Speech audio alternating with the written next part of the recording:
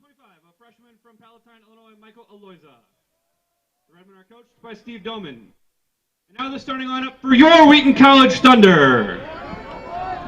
In goal, we're number 32, a junior from Kalamazoo, Michigan, Haston Biddlecombe. Number 2, a senior from Severna Park, Maryland, Missiker Wingate.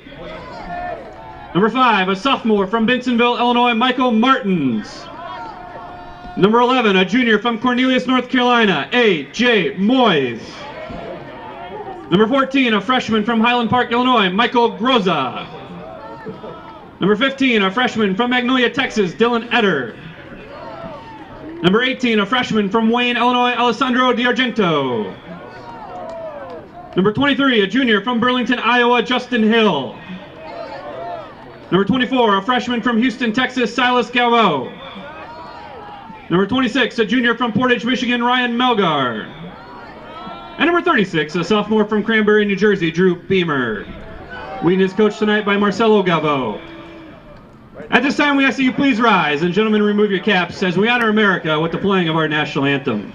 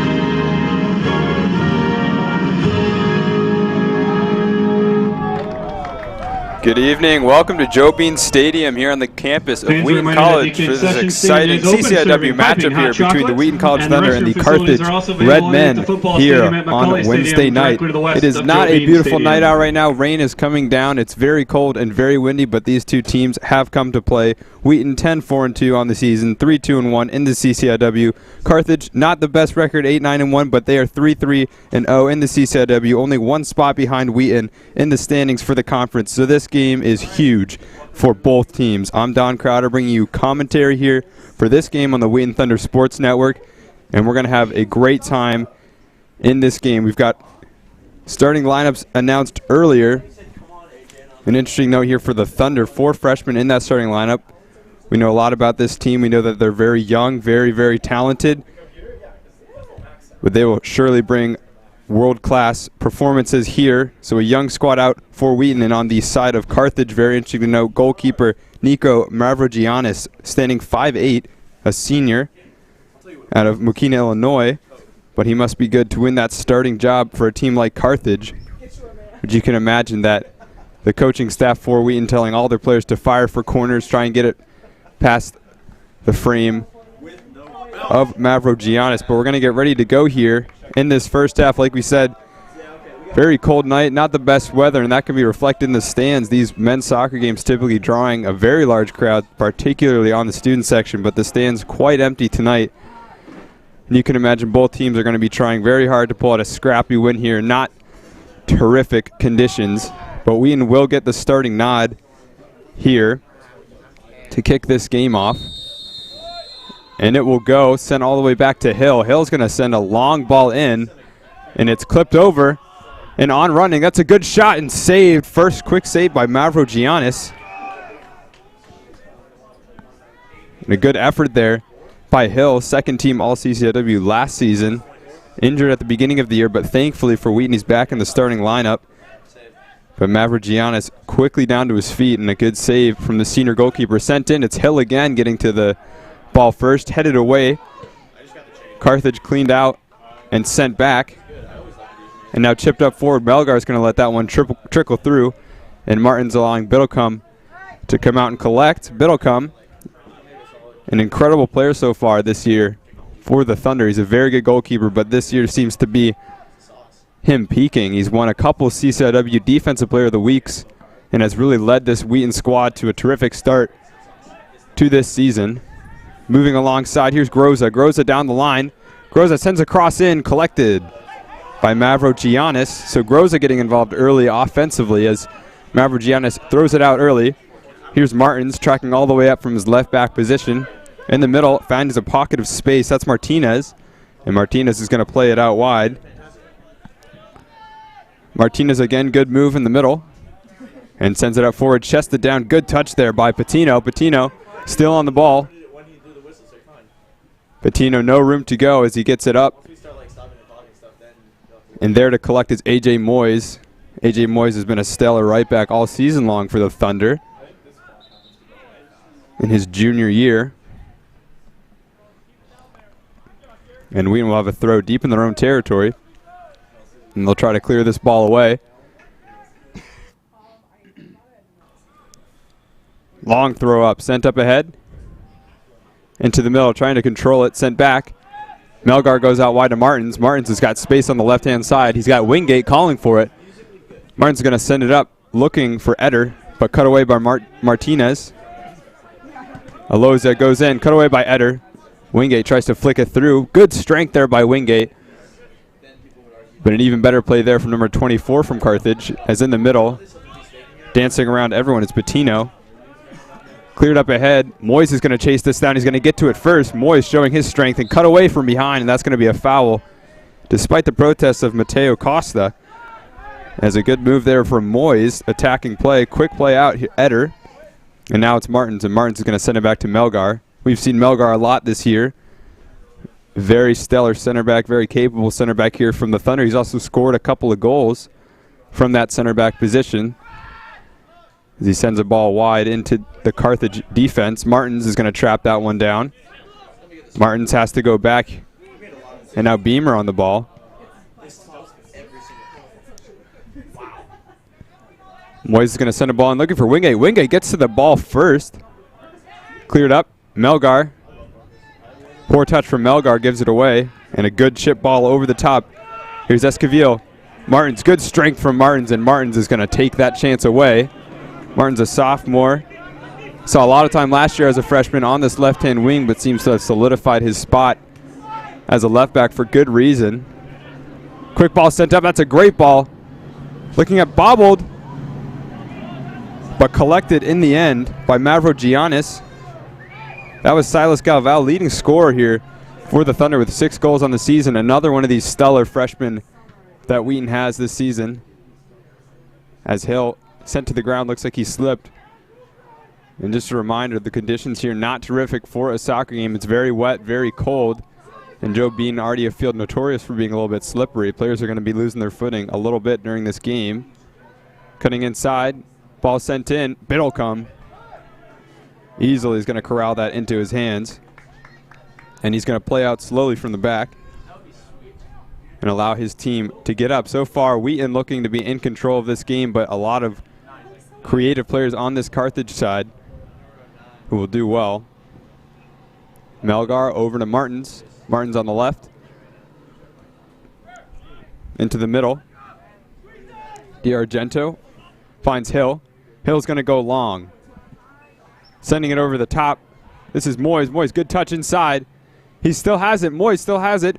Through multiple defenders. Cut away by Mavrogiannis. Shot goes away.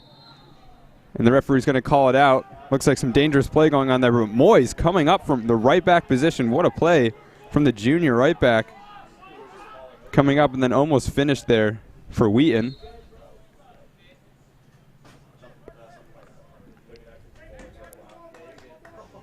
Looks like we have a knock on the play. Good stellar play there. Mavrogiannis, who we talked about in the game, the pre-game, looking very capable himself so far, the senior for Carthage, winning that starting job. He's been very good. We saw him in warm-ups. He was doing well there too. Doesn't look like he's phased at all from this Wheaton team that's already had a couple shots early on in this game, particularly those freshmen playing very well.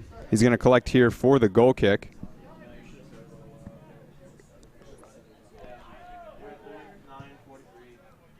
Ball sent up. It's going to be Eder challenging for it, but won by Martinez. Martinez still has it, fighting against Groza. Now the red men collect again. Ball sent out wide. Esquivel on Martins. Esquivel cutting inside. Still has it, Esquivel. Wingate with a great tackle, and he picks it up. And this is where Wingate is at his best in the open field. He's going to play it to Groza. Groza will cut it back. Find Moyes. Now Beamer. Beamer over to Melgar. Melgar's got Eder. He finds Eder. Eder's going to let it run through to Wingate. Beautiful play there from Eder. D'Argento all the way over. Looking for Moyes, but it's going to have to be Gavao tracking back for it, and now sent back into Beamer. Wheaton very comfortable, very capable of possessing around their team. They've got a lot of good possession-minded midfielders like Dylan Eder. Another one of the freshmen in Eder. Can't quite get to that ball. Now on the counterattack, it's Martinez. Martinez driving through, looks outside. Costa looking back for Martinez. Martinez has the speed. He gets there first. Martinez cuts inside, and he's going to send it back to the holding midfielder here for Carthage, who sends a nice touch in. Costa out wide. Martinez is still on the left wing. Martinez still has it, plays it back. And a cross sent in. Beautiful ball and a good shot. And a great save there from Biddlecombe. That shot kind of coming out of nowhere. A great sequence of events here for the red men. We're going to see Martinez play it back. And just a quick one-time shot there. Biddlecombe, a decently tall goalkeeper, standing at 6'1". He can get to those balls. He's got a good vertical, and he had great reactions there to tip it over the bar. But the red men, surprisingly, with a good, probably the best chance of the game for both teams so far, and they have a corner. Let's look to see if they can take advantage of it.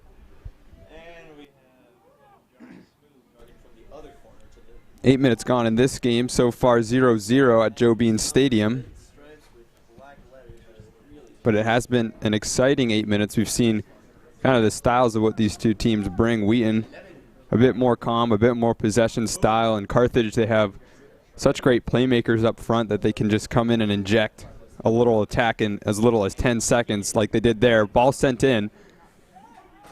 Weak header away. Carthage still has it in the box, going to send it out. And the shot goes low. No, not even close to Biddlecombe, but still a good effort there from the red men, who had the Thunder scrambling. And now Biddlecombe will collect for a goal kick. He goes short. It's Hill. Good ball out wide to Martins. Martins is going to keep the ball inside. Good touch there for Martins. Forced to go back to Melgar, though. Melgar out to Beamer. Beamer striding up the field. Goes up to Hill. Hill playing as a holding midfielder here. He's very versatile. A big, strong player. He can hold it for however long you need at Wingate. Has people inside, cuts in. Wingate goes in to Hill. And now Hill goes back to Melgar. Carthage holding their shape very well, appearing to be into a 4-2-3-1 or a 4-3-3 as Wingate tackled but keeps the possession of the ball, throws it back to Martins, and now Martins time. So Carthage content not to press too high here. Instead, they're going to wait for Wheaton to make a mistake to overcommit, and then they'll pounce. But here's Groza. Groza out on the wing, collecting the ball from Galvao. Poor touch there, and it's going to go out of bounds. Carthage throw in here. You can just see on the field, it's not raining too hard, but there are sheets of just mist coming about, and it's quite cold here at Wheaton College. And it's, of course, windy being in the Midwest. And now Wingate, good chance, tackle to the ground. No call. And here we go, Carthage on the counterattack. Out wide, Eder strips it away. Great reactions from Eder. And now moving up the field, Argento. D'Argento moving inside. Still has it, D'Argento. Great skill from the young man. Groza, dispossessed. And now still with the ball here. And Groza's going to clean him out from behind. That was Ivan Esquivel who gave Martins trouble earlier on in this game. Just a good skill here good strength from Esquivel. He's going to turn around Groza. Groza comes in with a bit of a lazy challenger. Fortunately for him, no card. I didn't think it was deserving of a card anyway, but Groza's got to be smarter than that. Out wide. Martinez still in the middle. He's been a ball of energy in this first half, starting almost all of Carthage's attacks, and even there, collecting it from the defense. But it looks like Costa just a little bit too eager there to get forward. He's caught offsides. A high line here played by the Thunder.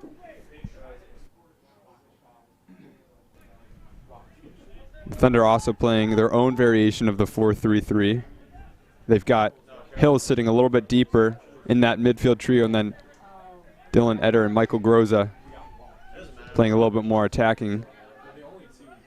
As here is Melgar. Melgar striding through, clears it up the field, and it's going to be the Red Men's ball.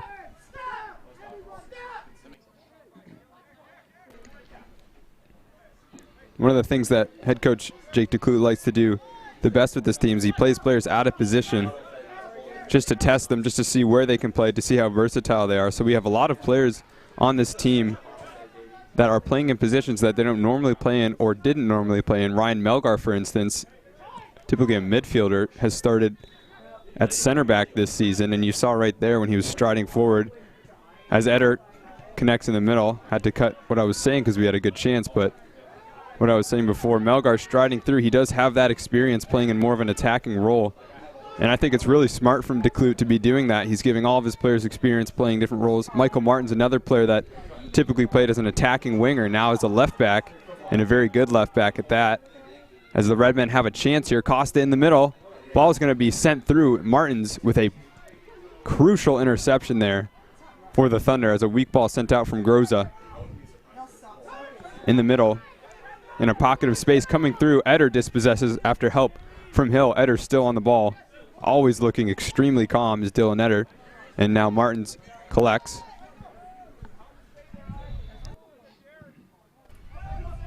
Ball sent up, headed away by the Carthage defense and trying to possess in the middle.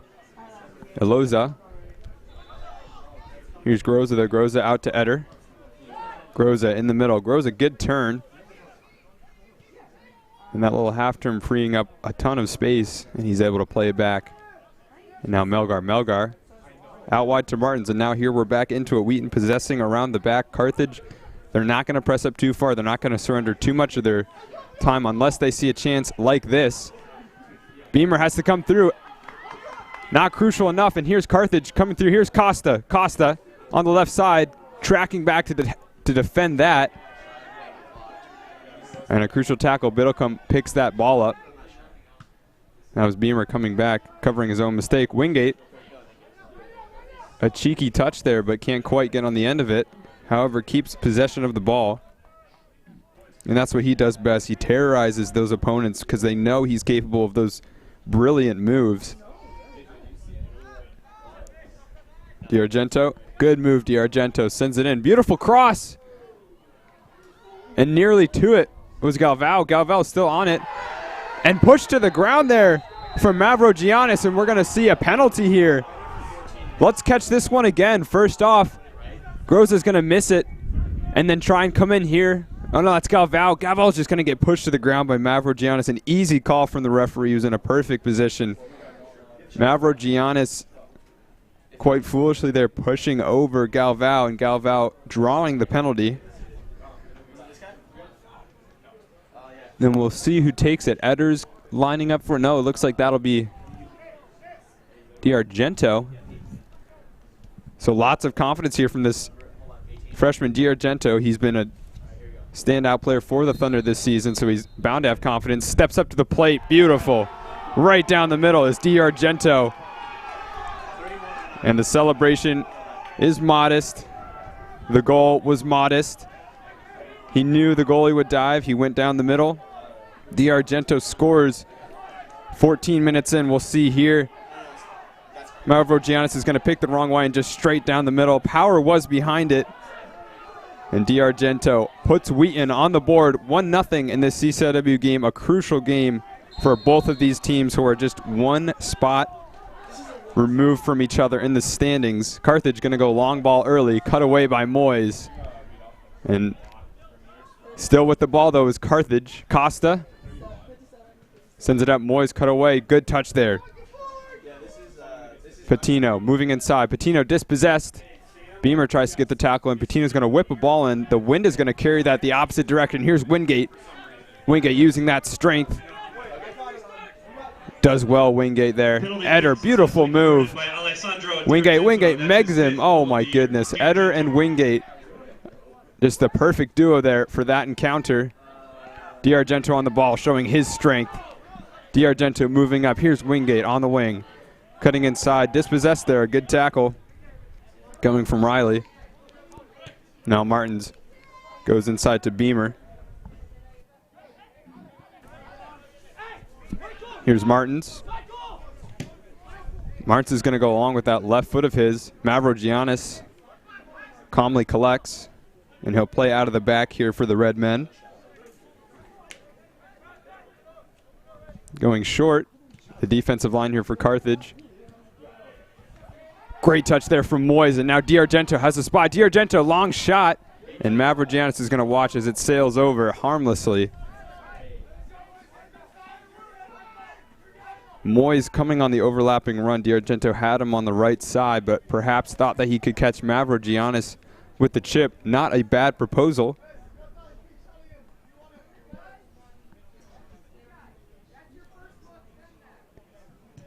And now sent up is Mavrogiannis. Hill is going to rise to the challenge, but one in the middle by Eloisa. Now Patino. Patino's going to flick it over the slide tackle of Moyes. Patino still with the ball. Foul called there. Will Carthage go short quickly? They don't go short quickly. They go long quickly. Ball sent in. Biddlecombe rises to get it. It was tough to see if that was a shot or a pass, as Hill uncharacteristically gives it away in a tough position. Ball sent in, good shot. It goes low and it goes in. And there you have it. Carthage equalizes. And the quick turnaround. Eloisa, I believe that was. And we're just going to see Hill taking a big touch there.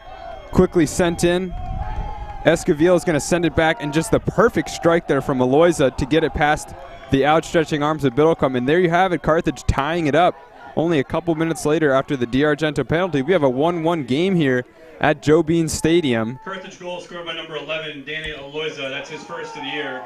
Eloisa from Esquivel. So Daniel Eloisa scores his first goal of the year, and a really great time to score it as Hill goes long, looking for Galvao. And Carthage is going to respond by sending it up to Beamer. Carthage is going to possess again, and that ball will go the wrong way and go out of bounds. And that goal came at the perfect time. Carthage, a team that really did not want to go down early in this game, but they did. They didn't lose their composure. They still tried, and they capitalized off of a mistake by the Wheaton midfield and collected it. Hill getting back into action here as he sends it out to Martins. Back to Hill. Melgar goes long. It's looking for Wingate, but won instead by Carthage. Now Riley lets it go back. The goal scorer, Eloisa. Daniel Eloisa on the ball. Good strength. Sends it in the middle. Here's Martinez. Martinez looks up field. Here's Esquivel. Gets it out wide to Costa. Costa working on Beamer here. Low shot in. Biddlecombe drops it out of his hands, but he's there in front of it and collects. And Biddlecombe will not want to be beaten. To be fair for him, that was a brilliant shot by Eloisa. Not many goalkeepers would have gotten down to ground to be able to save that. Curled it around on the ground outside. Wheaton doesn't look like their mood is affected too much, still sticking to the same game plan that worked earlier in the game as D'Argento. Low ball long out to Galvao. Galvao. Here's Beamer. To Moyes. Moyes back to Beamer. Carthage doing very well to keep their defensive structure here. And Wheaton nothing really doing here. Wingate on the ball. Chips it up front, nearly over the head. That was Groza trying to get into the middle there. And cleared back. Melgar on it. Melgar will take a couple touches inside. Melgar is in a good position here, but he gives it away. Beamer is there to collect. And a good touch by DiArgento. And Melgar losing possession there. I mean, as the ball is sent in, cutaway Galvao.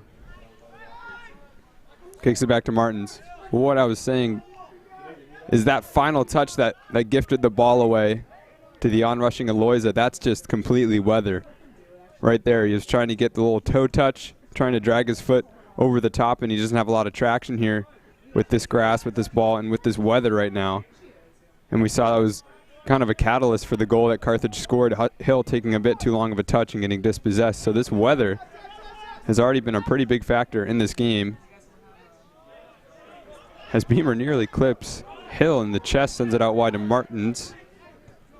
Martins up to DiArgento. DiArgento, he has more space than he thinks here. Goes out to Eder. Eder can get a shot off, but he goes out wide.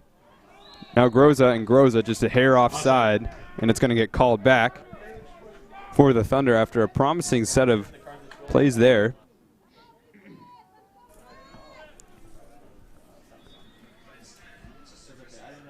And Mavrogiannis will collect for this free kick as Carthage marches up the field. Ball sent up, fought for by Hill, but won by Costa. Here's Melgar. Martins into Hill. Hill finds DiArgento in an advanced position. Ball sent up. Groza chasing it down. Groza nearly gets to it first, but a brilliant tackle there. Still with the ball is Groza. Groza shot off, blocked. And now Wingate coming out to collect. Wingate tackled. Great tackle there from Riley. Riley gets it upfield. Esquivel. Esquivel still has it. He's on Martins behind him. Gets it past Martins. Here's Esquivel. Sends it inside. Patino's on the ball. Patino nearly robbed of the ball, but Riley comes in, and Riley's going to get dispossessed. And here's Melgar. Melgar rushing forward. Melgar goes out wide to DiArgento. DiArgento's got one center back on him. He's got Eder overlapping.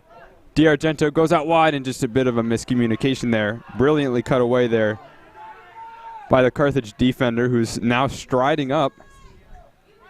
No one cutting in. He's still carrying it. Goes out wide. Costa has it. And Costa, amazingly, is called offsides here. He had all the time in the world to wait for that ball. No one was coming up to match the run of that left back for Carthage, but he's called offsides. Just a bit too eager.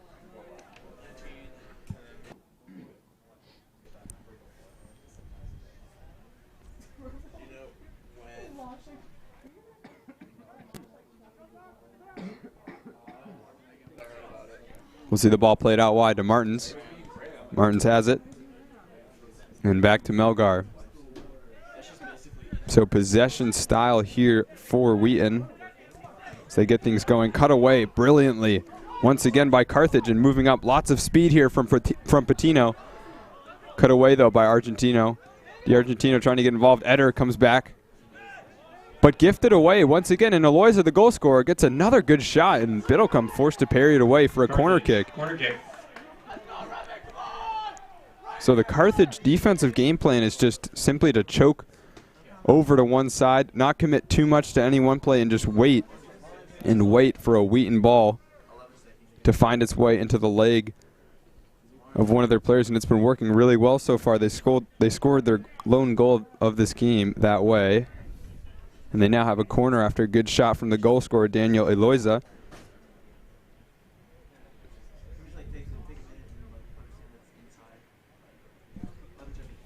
Ball sent in, and something the referee did not like there. A foul on Carthage coming out. As we have a substitute here, or will we not see the substitutes here for this free kick? We won't, not yet, as Biddlecombe puts it to ground, plays it out quickly. Beamer bringing it up the field. Beamer's got lots of options. Melgar now, out to Martins. And here goes Martins. Cut away there by Martinez. D'Argento involved in the play. Chip ball sent over to the left side of the field as Carthage moves over. Tracking back is Galvao, using a lot of speed there to get over, and then brought down is Costa. No malice in that tackle at all, just got on the wrong end of it. Eloisa will play it out quickly. Martinez moving in. Martinez very shifty, gets it over wide to Eloisa. Eloisa playing it in, won by Beamer. Now the Thunder, chance to play it out of the back. Moyes is going to rush to the ball. Gets to it first, but only sends it as far as the back line. Montemayor has to play it all the way back to Mavrogiannis, who has plenty of time on the ball. He's going to look over to the sides to Alejandro Lopez. Lopez goes up. Daniel Eloisa almost dispossessed. Montemayor now goes long, looking for Costa, cut away by Moyes. And now Hill. Hill cut away from behind, and a bit of a late whistle there from the referee, but we're going to see a Wheaton free kick. As Hill was sent to the ground, clipped from behind, he goes quickly. And now Dylan Eder up to Wingate. Wingate on the ball. Goes back to Beamer. Here's Beamer to Melgar, and just look at how deep Carthage is sitting right now. They know they don't have to commit until the ball is in a dangerous position. It's been working for them so far. Martin's doing well, though. Martins hits the ball off of Esquivel and gets a throw-in, as we see some substitutions here. Wes Pavard checks into the game. He'll take out Michael Martins. And then we also have a substitution for Carthage. As I said, at number 5, Desmond Dean. He will sub in for number 20, Mateo Costa. Costa getting very involved in this game. Martins as well for Wheaton getting involved. But we'll see what Wes Bavard, another good player here for the Thunder, can do. Wingate gets a bit of space, tries to send a ball in. Hill forced into action as Riley clears it away. Wingate still on the ball. Wingate sent to the ground. Eloisa goes out wide. Esquivel cutting inside. Esquivel still on it, harassed by Wingate. Forced to go back to Riley. Riley plays it all the way back to Mavrogiannis. Mavrogiannis surveys the field, sends it up. Martinez wins it, but goes the other direction. Galvao, good move there, good spin. Can he get to it? He does. Galvao, great touch. Here he goes. He sends the ball in, and it's too wide. Couldn't quite get his foot correctly over there. Look at this brilliant play. He's going to spin. He's not going to give up on this ball. Galvao's got long legs. He just pokes it through. Great speed to match. Just can't quite chip it over the onrush of Mavrogiannis, who did that whole situation very well. Could have resulted in a 2-1 Wheaton lead, but the senior goalkeeper, very seasoned for the Red Men, comes up very big there for Carthage. Just over 18 minutes left in this game, 1-1.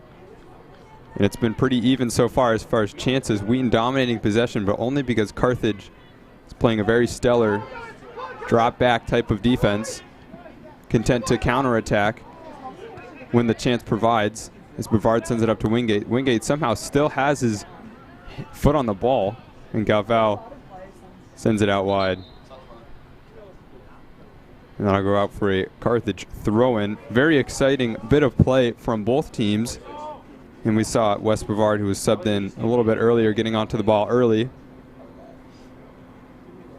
In addition, doing very well in the place of Martins. Martins also very stellar for that left back position. Bavard, another one of the freshmen for this Wheaton side. Wheaton very confident in their young players, which is really good to see going forward. They've got a young core for the next 3 years after this one. And the coaching staff for Wheaton surely excited about that. 1-1, as we said, for this game. Wheaton connecting early on with a penalty kick. That was D'Argento scoring that. The freshman stepping up big after Silas Galvao did very well to draw the penalty. And then Carthage responding only a couple minutes later Daniel Aloyza, midfielder, his first goal of the season after capitalizing on a poor showing in the midfield for Wheaton that gifted the ball right in front of the box. He got a great touch on it with his left foot, curling it around Biddlecombe. But yeah, chances so far in this game, very even on both sides. Injury substitution for Carthage is number 8, Leonardo Mendoza. Number 8, Leonardo Mendoza is going to get subbed on here for the injured Ivan Esquivel.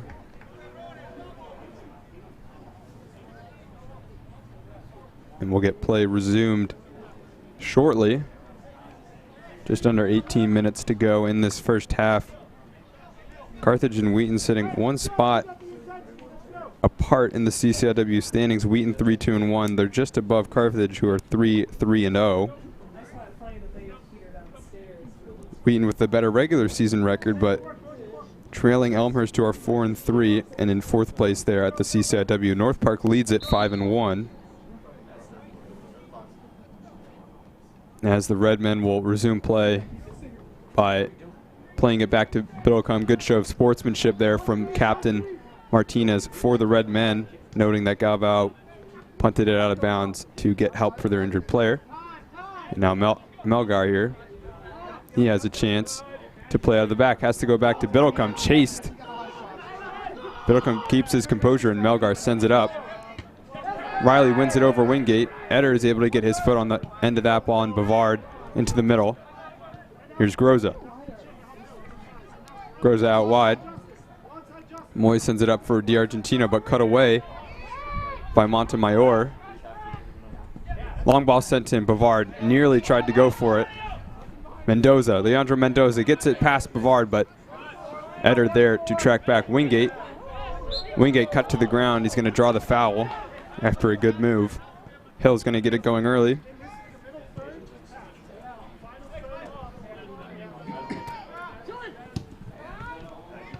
Bavard sends it up wide. Dylan Eder is going to chase this ball down, pushed over by the strength of Alejandro Lopez, and Eder winning the throw-in in a good position here for the Thunder. Wingate is going to defer here to Bavard. Bavard, the left back, tracking up to take this throw. D'Argento, good move. D'Argento still with it and sent to the ground. It looks like that'll be a goal kick here. And a good show there from the two players, high-fiving after that display of defense versus the display of offense. Good stuff there from both players. Mavrogiannis collecting here for the goal kick.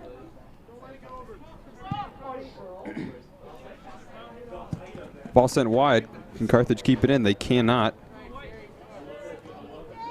Patino trying to get involved. Bavard will take it early and go back to Melgar. Both Melgar and Beamer getting very active, setting things up so far in this game for Wheaton. Beamer goes long looking for D'Argento. Over the head of Eder. And now ball sent up. That was Aloyza. Biddlecombe doesn't know if he should come out for that, but he does after a little bit of hesitation.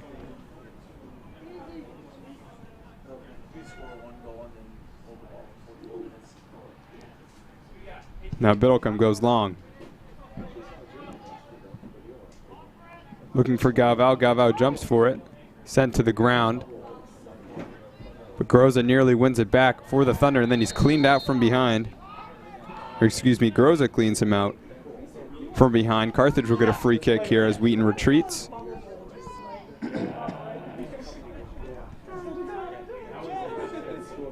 Montemayor goes up. Moyes to it first. Now Groza. Groza looks out wide, cut away by Riley.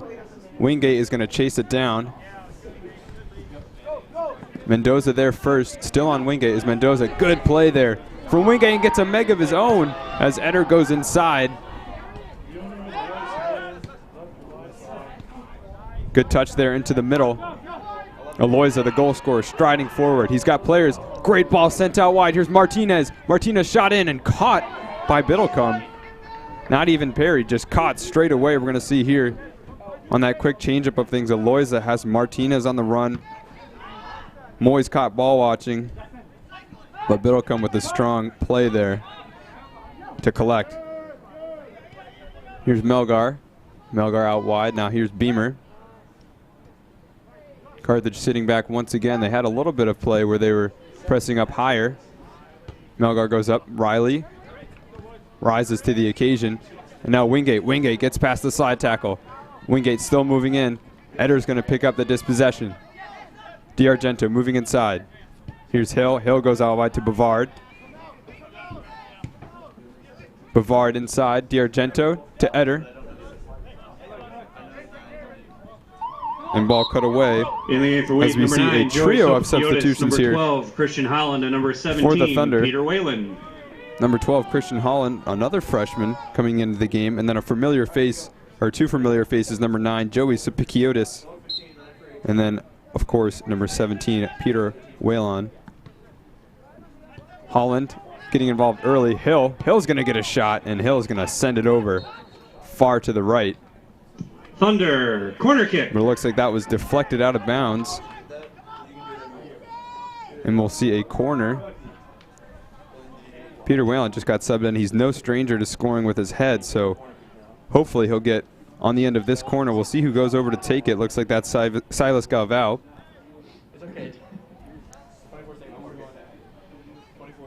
He will get involved here.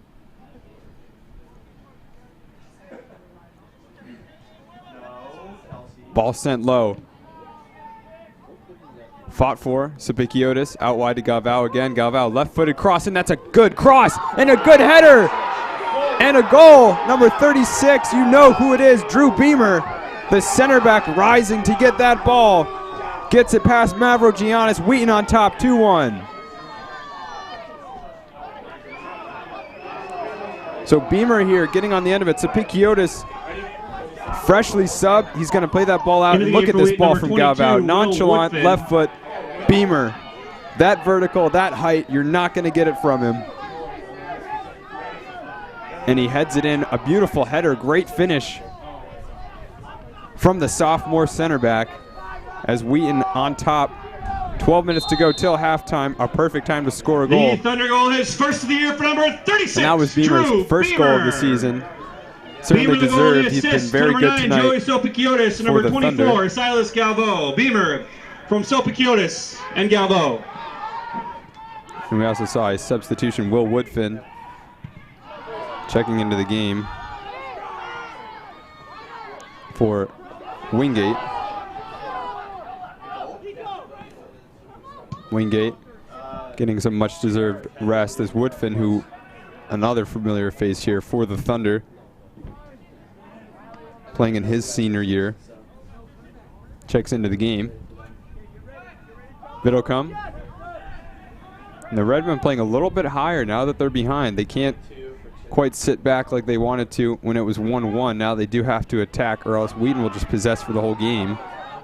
Sapikiotis, that trademark non-stop sprinting that he has. He's coming after Mavrogiannis, forces the ball out long.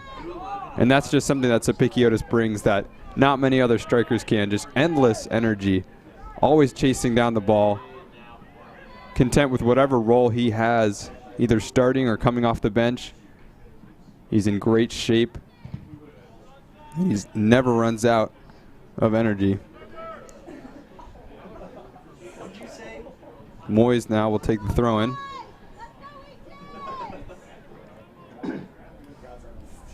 Long throw and sent in. Galvao trying to get to it first.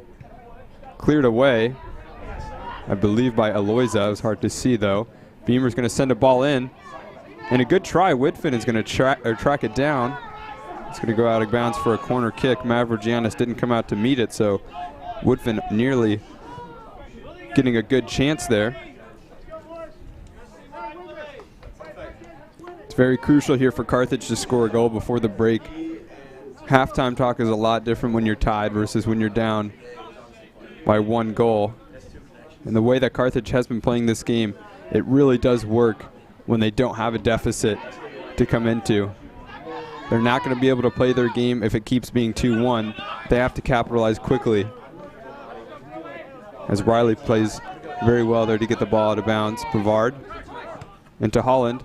Holland keeps it. Good move there from Holland. Then gives it away into the middle. And striding forward once again, the left back here. Martinez on the ball. Martinez floats one inside. Patino on the ball. Patino fighting off a couple of Wheaton players. Tries to get it past. Melgar still up. Melgar will come back. Now Mendoza on the wing. Tries to get a cross off, but sends it back to Patino. Patino, good move. Loses Woodfin. Now crosses it in. Cleared away, but only as far as Daniel Aloyza. And now finally, this one cleared away. Sapikiotis going for the ball. Now Bavard goes over Bavard. Here's Mendoza. Mendoza, good move inside. And finally cleared away by Melgar. So a fierce response here from the Red Men. Putting Wheaton under as Riley tries to get it over Woodfin. He does. Riley still with the ball. Riley gets it past Bavard. Still Riley on the ball off of Melgar, out for a corner kick for Carthage. Good chance here for Carthage.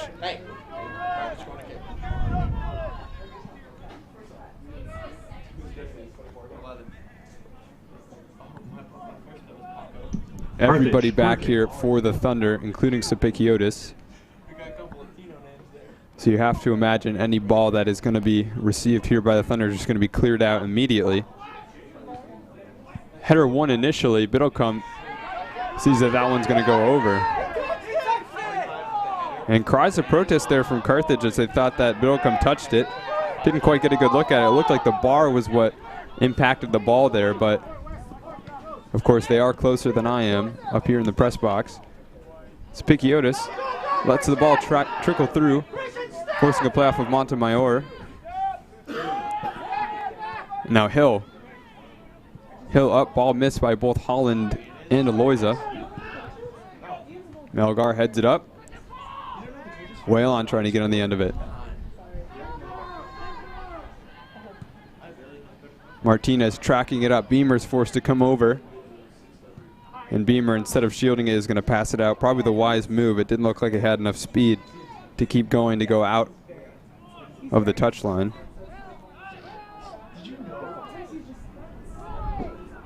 Carthage will opt to go back. Aloyza, low cross in. Martinez low.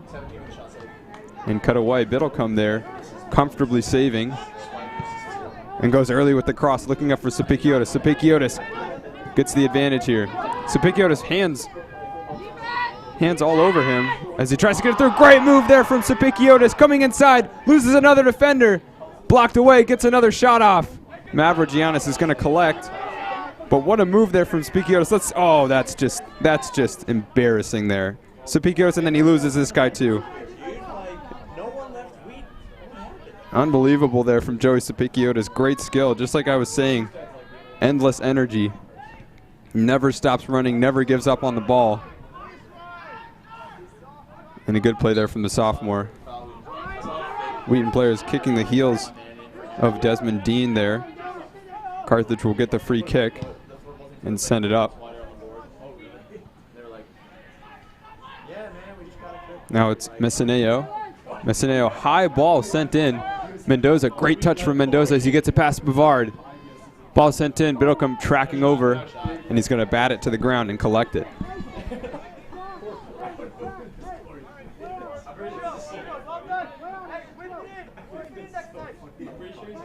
Goes short, Melgar. Melgar, two-footed player, rolls it up, but cut away by Lopez. Now Riley. Riley has a man out wide. It's Mendoza. Mendoza sends it up. Here's Desmond Dean. Desmond Dean moving up.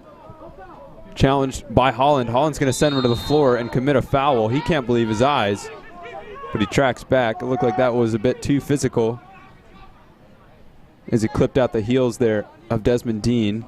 Carthage with a decent free kick here.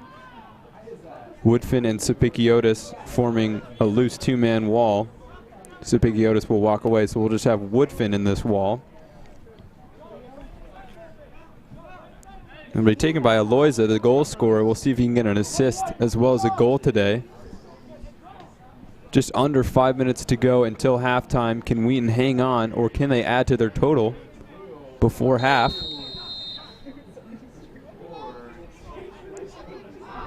Here's the ball from Aloyza. Good ball sent in, headed away by Melgar. Woodfin's going to get on the end of it. Here's Sapikiotis. Sapikiotis has the run of 2 players. Bavard is streaking forward. And Bavard is a little bit offsides. Offside. Really unfortunate there for Bavard. He had twice as much speed as anyone else going forward, and he almost had too much speed there. Sapikiotis had to cut it back, and by the time he got to him, it was already too late and he was offsides.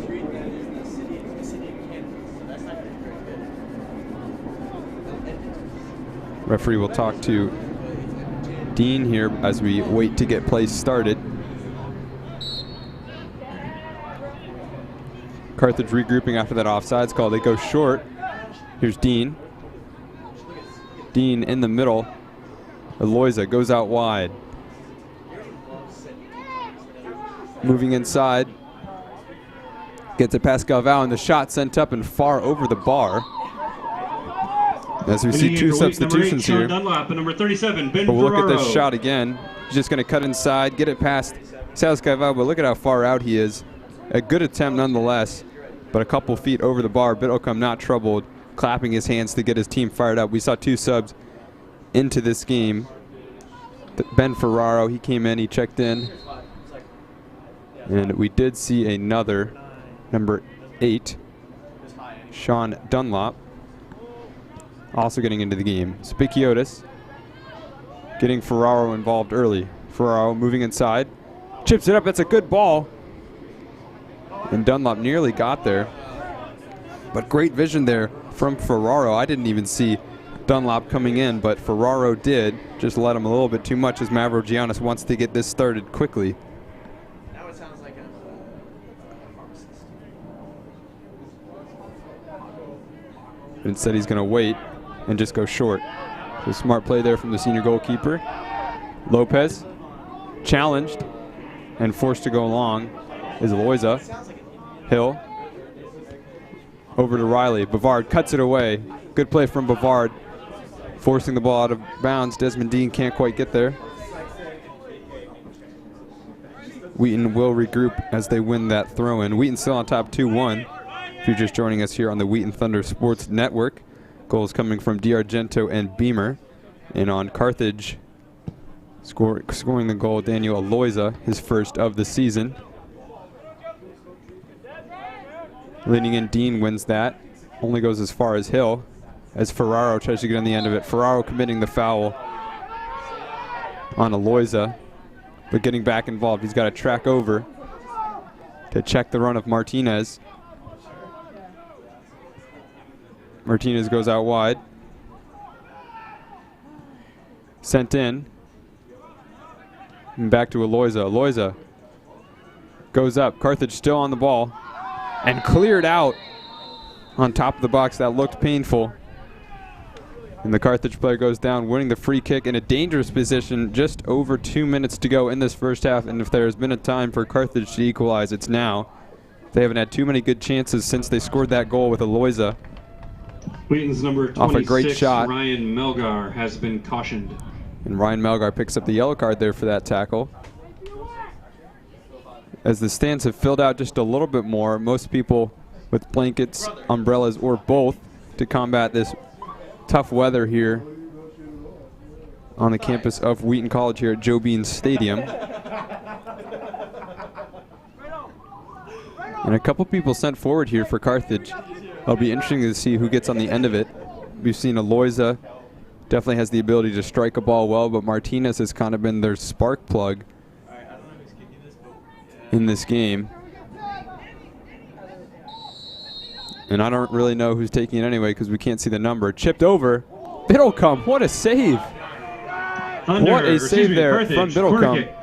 Let's look at this free kick again. He's not going for power, he's going for finesse. He's going to chip it over the wall. That's a beautiful free kick. That's a little bit more power that you could call that a perfect free kick, but the placement was there. Carthage with the corner, sends it in. Header. And cleared away, fortunately for the Thunder. Mavrogiannis has it. Mavrogiannis should go long. He does.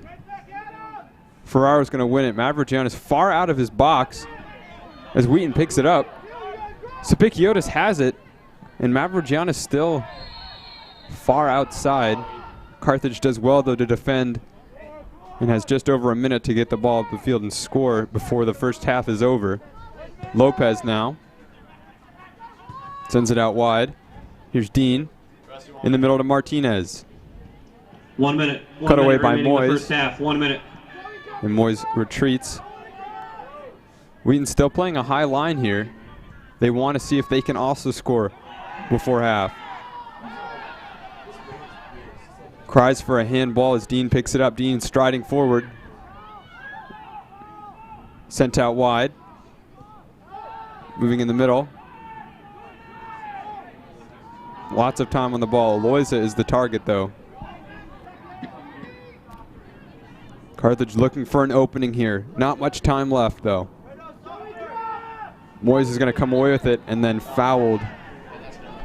And a rash challenge there as Moyes goes to ground, and Wheaton, you would think, should take the full time to send this ball. They don't have a particularly great free kick position here. 9, 8, as even Biddlecombe will track 6, over, and that'll be it. 5, Shortly here for the first half. Wheaton 2, Carthage 1. A very exciting game, just as we predicted so far here. Goals scored once again for Wheaton by Beamer and D'Argento. D'Argento scoring off a penalty kick. Beamer off of a great cross from Silas Galval. And then Carthage, Daniel Aloiza getting his first goal of the season. Still behind, though, 2-1. Wheaton leading here on the campus of Wheaton College at Joe Bean Stadium. And we'll see what these two teams do at halftime to try and defeat the other team.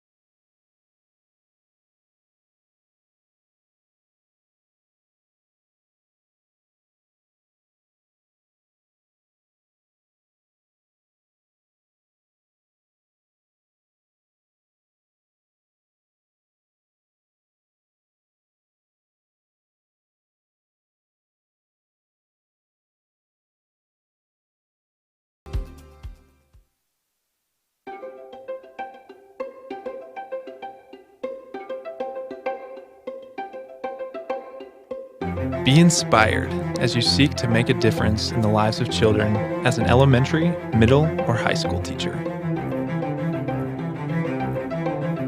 Be challenged by a strong academic program that prepares you for the leadership skills needed to lead a classroom. Be equipped with the strategies and tools from experienced professors in a program that boasts a 100% passing rate for all licensure exams.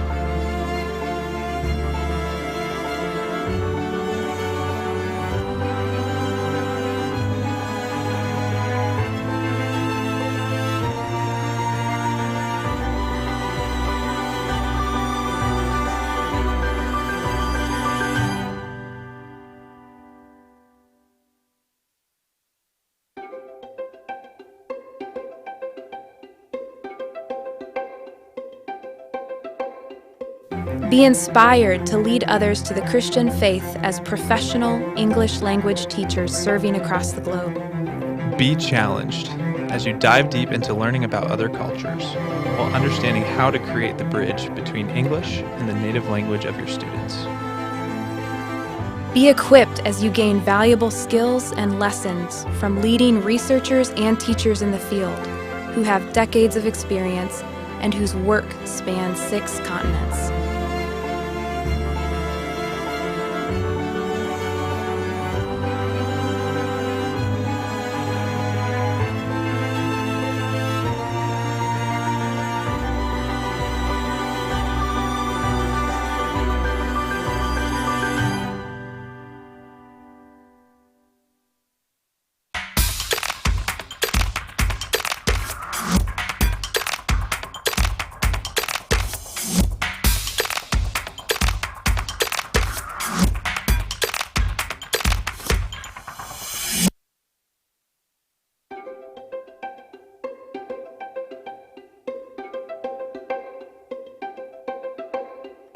Be inspired by diving deep into the study of the Bible and understanding the theology behind our faith.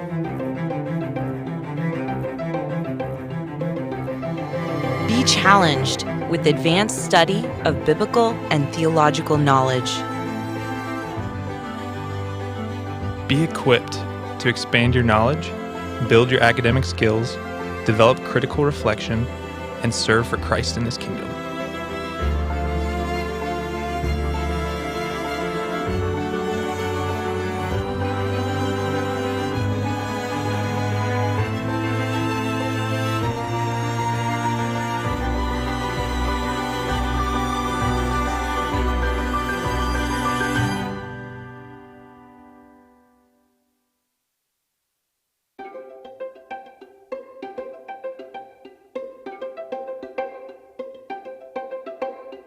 Be inspired as you grow in your ministry and collaborate with other leaders like you. Be challenged, stretch your thinking, and deepen your understanding of your mission. Be equipped to raise your level of leadership as you raise up faithful followers of Christ.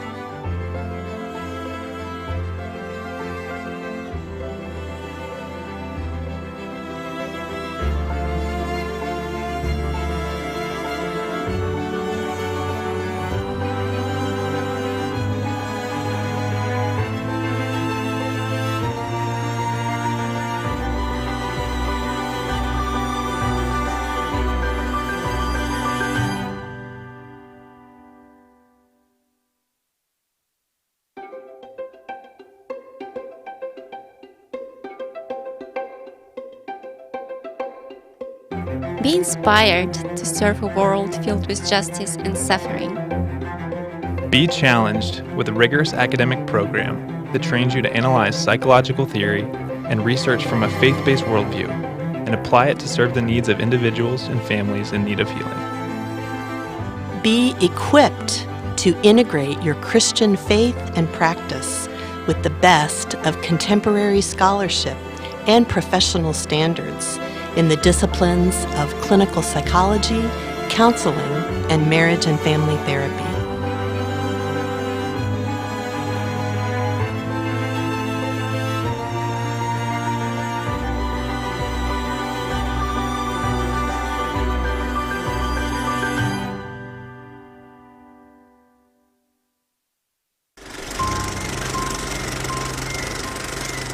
One word I'd use to describe my Wheaton experience is purposeful.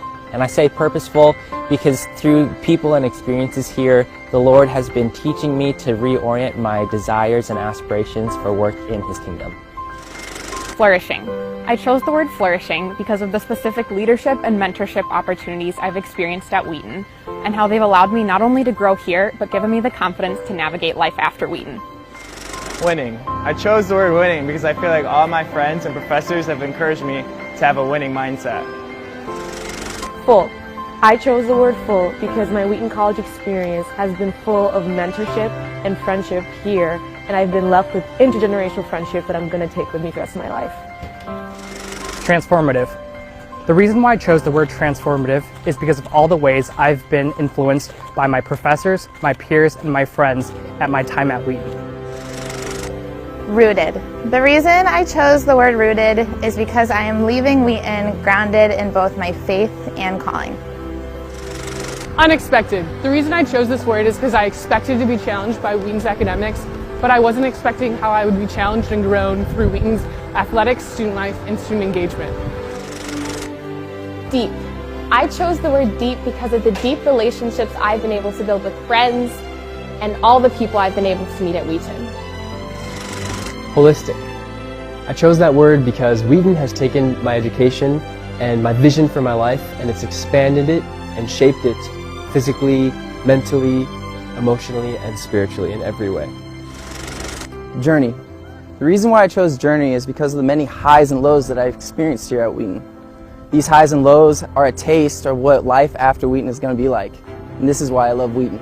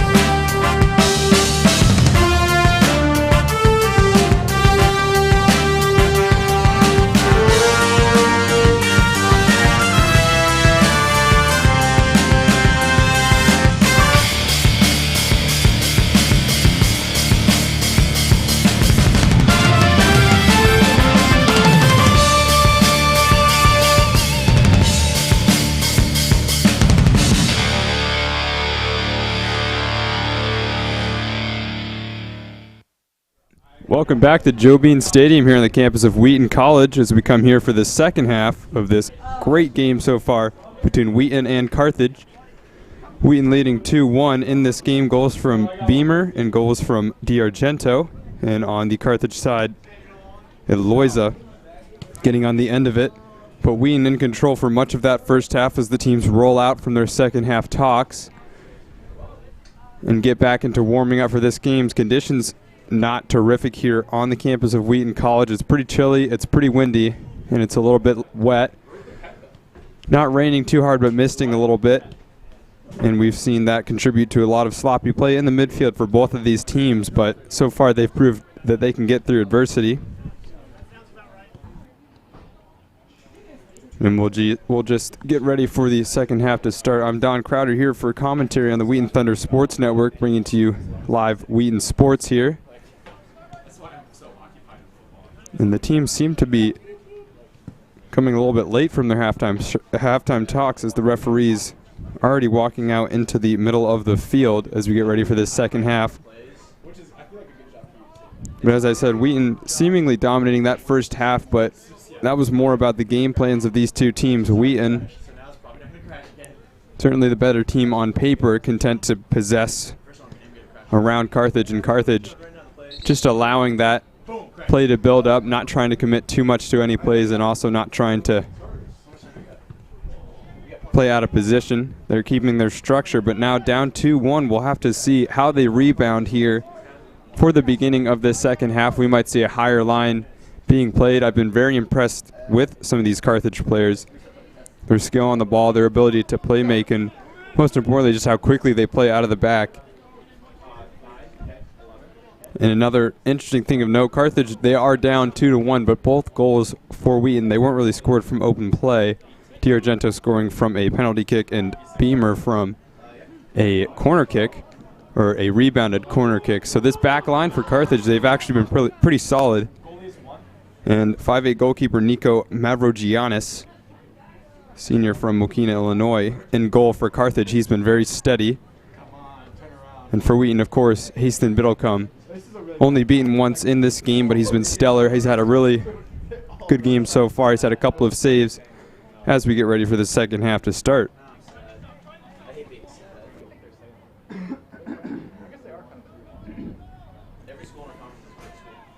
You can see there just some of the Wheaton players trying to jog in place to get themselves warmed up. It is chilly. We have a couple players wearing gloves out on the field, but of course they'll be sprinting around for 1 minute and then they'll hopefully get warmed up a little bit. But of course we definitely hope that all these players have gotten warmed up adequately. We don't want to see any hamstring injuries or anything like that on either side of the ball, just because of the weather. But Carthage will get it started, and the ball is going to be sent long by Montemayor into the deep pits of this Wheaton defense. Galval's going to get it up and chased down by D'Argento is Montemayor. He has to play it out of bounds, and now Moyes will track over to get this throw in.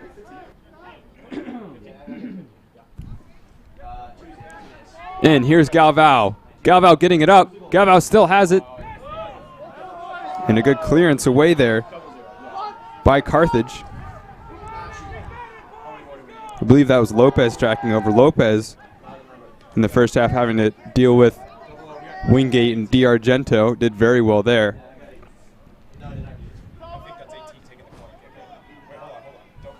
D'Argento sends the ball in. Rising for it, Wingate is out on the end. And referee's going to stop the play here for what appears to be an injury there on the Carthage side. Wingate attempted to play it back in. And he was playing outside. I think he's the perfect player to play on those outsides. Wheaton already scoring from a corner kick in this game. They have a couple of goals from corner kicks in the season. They've been very good in the air as well, just an open play. And it looks like they've got one man back, one man on the edge of the box.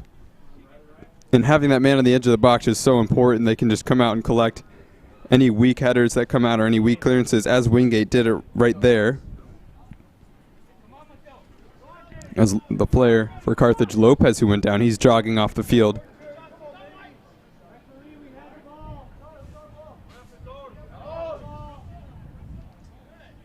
A little confusion here as to who has the ball. It should be Wheaton ball. Wingate had to send it away for the Carthage player.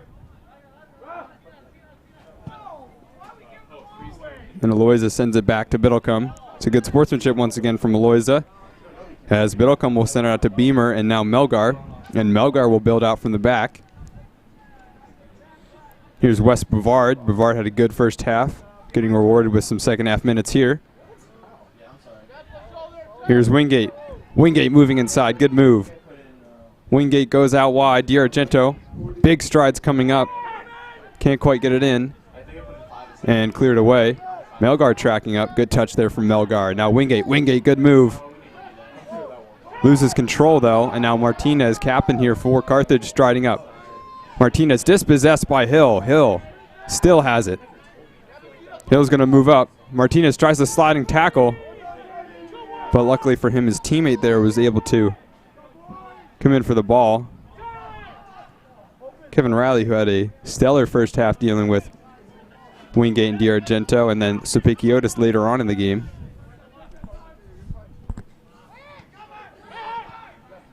Aloyza back. Montemayor gives it up to Aloyza, the goal scorer. Now the other Aloyza sends it out wide. Messineo. Long for Bavard. Bavard heads it away. Hill is going to get it up. Good header there to Eder. And Eder is going to get sent to the ground there by David Snooks, who subbed into the game starting this second half. Didn't have any first half minutes, but now starting in the second half for the Red Men. As Beamer will collect for this free kick as Carthage retreats. Beamer's going to send it off with the back of Patino. Now Moyes tracking back. He has to contend with Costa, who's come back into the game. Patino out wide to Costa. Moyes still tracking. Costa sends it in. Good ball. And a diving attempt there. And a good attempt at that from the Carthage player. And we'll see here, Moyes just caught out of possession. Costa floats a ball. Great ball, and then sliding through. Trying to get his foot on the end of that was, I believe, Snooks. And Biddlecombe will collect. And already, look at that, we see Patino playing on the edge of the box. We would not have seen that when this game was 1-1. Carthage already playing a higher line than they were in the first half. And for good reason. Just like that, they're trying to capitalize off of mistakes. The ball goes under Moyes' foot. And Messineo will take this throw in. Patino, cut away by Galvao. Good strength from Messineo. Tries to get it past the Argentino. And cleared up field by Hill. D'Argentino will give chase. Mavrogiannis clears it away. Intended for Riley. Riley has it. Good touch from Riley. He tries to lift it over Wingate, but it'll go out of bounds. Wheaton throw.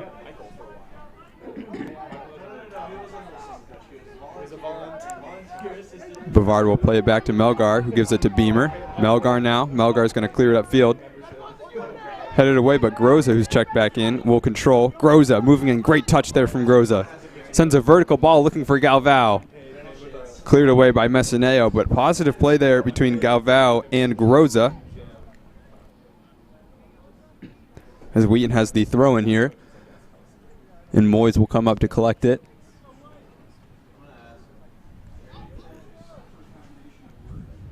Thrown in. And a little bit of hectic play here. As we wait to see, thrown back out, it'll be another throw in for the Thunder.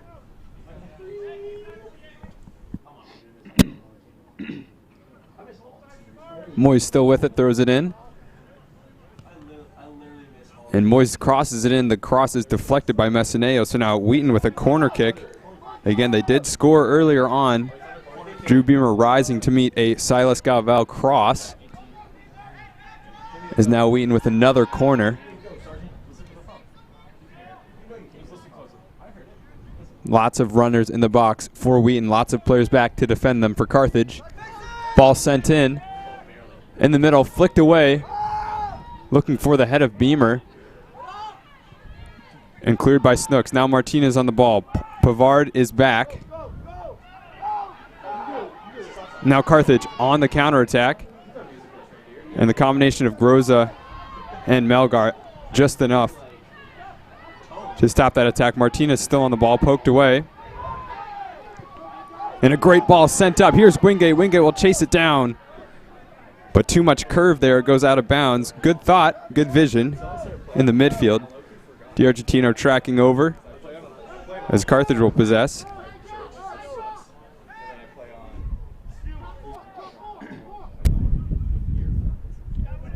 Mavrogiannis goes long. Bavard called into action. And here's Biddlecombe. Biddlecombe in pressure. He's going to send it up long. This ball looking for Galvao. Galvao, great touch. And Aloyza is going to get clipped there by Galvao.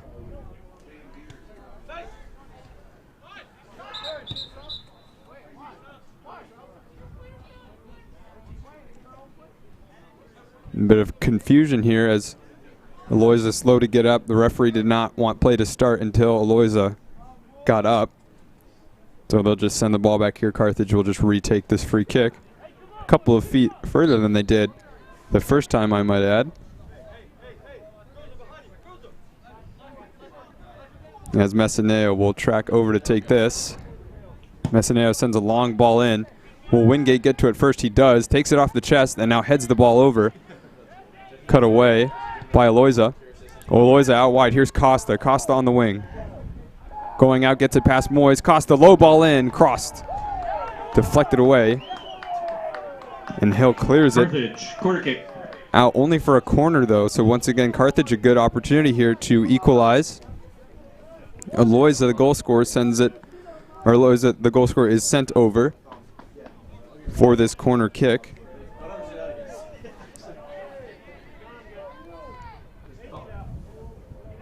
Ball sent high. Biddlecombe gets first. Biddlecombe, let's see if he does. Yep, there we go. He's going to throw it out early. Lots of bodies forward here for Wheaton. Lots of players.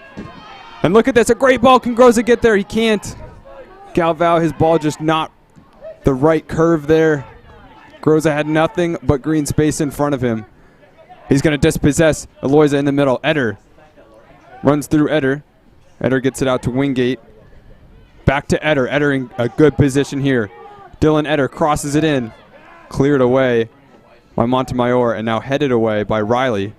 Bavard called into action. Gets it away to Wingate. And now Bavard will be able to play to feet. Eder. Here's Wingate. Wingate gets a shot off. Blocked. Now Eder. And Eder over to Bavard. Bavard moving inside. No one rising to meet Bavard. And now Hill has that holding defensive midfielder. He's just going to send it back. The Argentino sends it back to Melgar. Now Melgar moving up.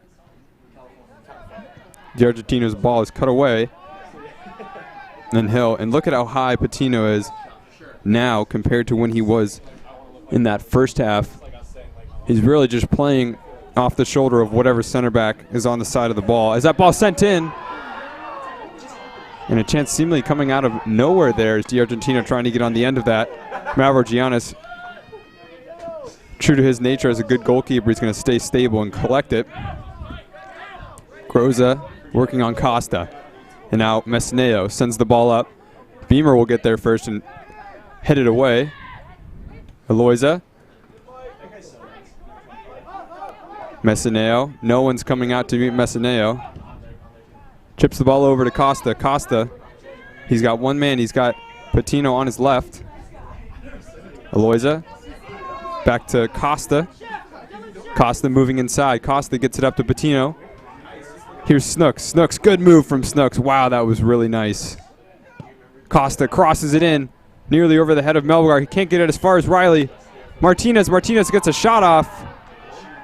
No deflection there. Goes out for a goal kick, but a good attempt from Carthage and a good bit of play. 10 minutes gone in the second half. Wheaton still holding fast at 2-1, but every coach will say they don't like one-goal leads because so much can happen to contribute to that one goal.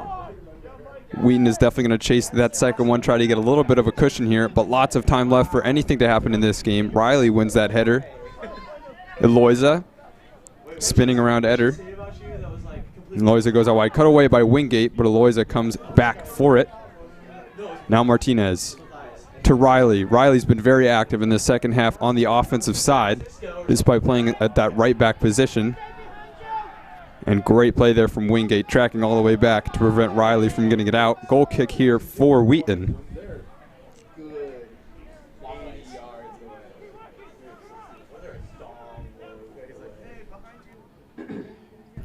Biddlecombe not really in too much of a rush to get this one going. Patino trying to cut out any short passes. He wants Biddlecombe to go long. And he does. He goes out looking for Eder. But the ball is won by Aloyza. Eder now. Over to Groza. Groza goes back to Biddlecombe, put under pressure by Patino. And Biddlecombe clears it away.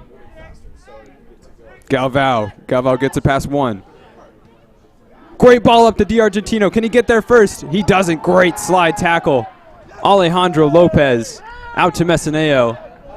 Messineo gives it back. Lopez clears it away. Snooks on the end of it.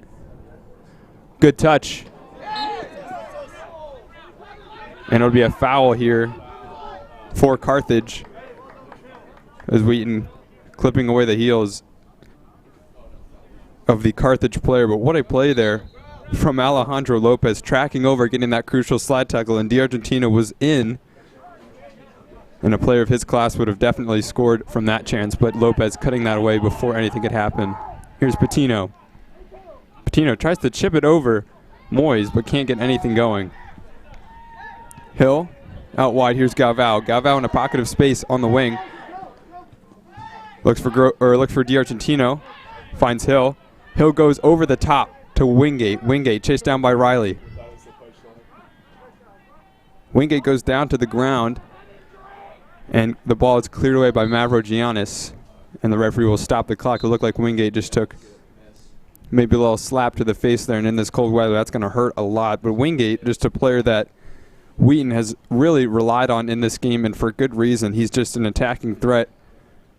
Such a quick player, such a creative player on that left wing for Wheaton. Playing in his senior season here for the Thunder and getting some much-deserved minutes as a starter for this team. But so far we have seen a little bit of a different game, a little bit of a different game plan for this Carthage team. Certainly noticed it in the outside backs, playing a little bit more aggressively, and then Patino, the striker for the Red Men, just playing off of the shoulder of Melgar or Beamer, and it's definitely worked. I think that the back line looks a little bit shakier for Wheaton in this second half, but so far they've done well. They've played balls out of pressure. Biddlecombe has looked just as good as he's always been, and if they keep it up, they should walk away here with a win, a crucial win, as we said, in the CSW right now. Wheaton just one spot ahead of Carthage. This is a must-win for both teams.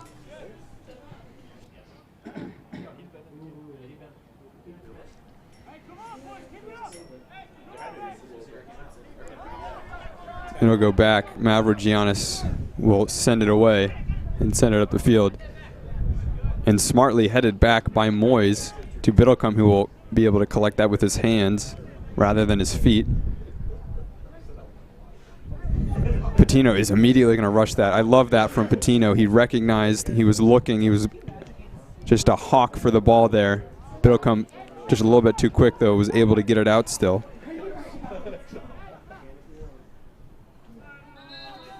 Bavard will walk over to take this throw in.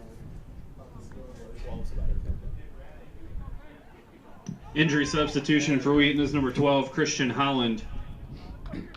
And we'll see another face here that we know from the first half. Christian Holland, number 12, freshman midfielder. He'll come in for Mr. Wingate, who's being evaluated on the sidelines just over there.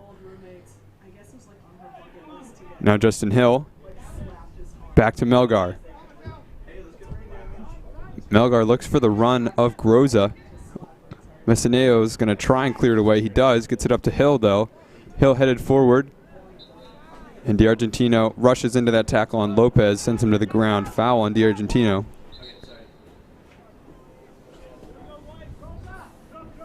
And the referee just making sure Lopez is okay. He did exit earlier in this game. He is back, though. And he's just a very fun player to watch for this Carthage side.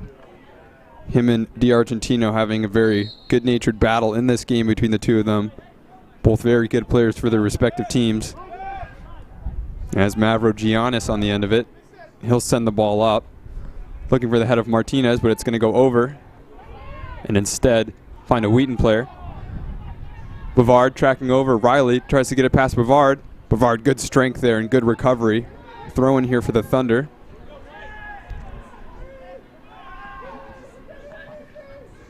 Here's Hill. Hill out wide to Bavard. Up here's Eder. Holland. Holland still with it. Holland, great touch. Look at the speed from Christian Holland. Moving it past Lopez. Holland stops the ball. Good play there from Holland. Gets it up to D'Argento.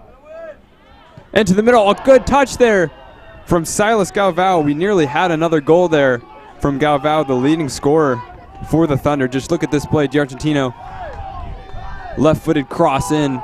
Galvao is just going to come over. And I think Messineo did just enough to put him off there. Galvao hunting for his 7th goal of the season. He already has an assist in this game. He's been one of Wheaton's best players all year. Another freshman for this Wheaton team, just a testament to the youth and a testament to the confidence that the coaching staff has in their young players. Patino striding forward, tries to get it to Costa, cut away. Messineo tracking up to take this throw in. Eloisa in the middle, loses the ball. D'Argentino gets on the end of it. Eder cutting away, Holland cutting away. Gets it to Holland. Holland is going to get tracked down by Lopez. Early ball, great ball to Eder. Out wide, shot, Groza.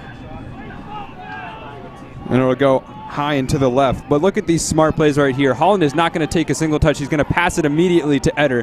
What a beautiful pass. And then Eder as well, the one touch. Groza even could have let that run behind him. He had Galvao wide open. But it's always easy to see those things in hindsight. Still a good shot from a player like Michael Groza. And Wheaton, it just seems like something is breaking here for them. They can almost sense that they're about to get another goal. Cheeky play there from D'Argentino. Galvao on the end of it. And pushed down from behind is Galvao. Referee not seeing any advantage there as Silas Galvao wins a free kick for his team. And we'll just see here on the replay. Yeah, it looks like Messineo. No intent behind that at all, just clipping the heels of Galvao. D'Argento.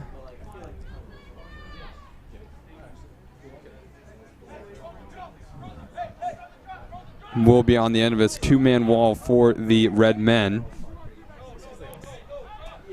And you have to imagine D'Argento will go for a cross. He has Groza wide open in the middle, who has a little pocket of space. He will go long. Ball sent in. That's a good ball. And headed away. Cleared off the line. And still in trouble for Carthage. It'll go out of bounds for a corner. And a hectic scene of plays. Let's see right here. Beamer. It's Beamer again. He's going to get there with his leg. But cleared off the line. I think that was Lopez once again saving a goal for his team. Without Lopez, Thunder would easily be up 4-1 at this point. But Beamer once again looking dangerous on those headers. Cross sent in. Early jump still in. Galvao tries to get it blocked. Galvao wins the header, but it goes backwards and it's cleared away. Now the Redmen on the end of it. Sent up to Martinez. Martinez, oh, that's a beautiful pass, and through is Snooks. Here's Snooks. Snooks still with it, cut away by Bavard. A brilliant tackle there, West Bavard. Okay, look at this look at that pass from Martinez. That's just beautiful. That's why he's the captain. Snooks, lots of speed for this guy. But Bavard, as that last defender, does very well to cut that out.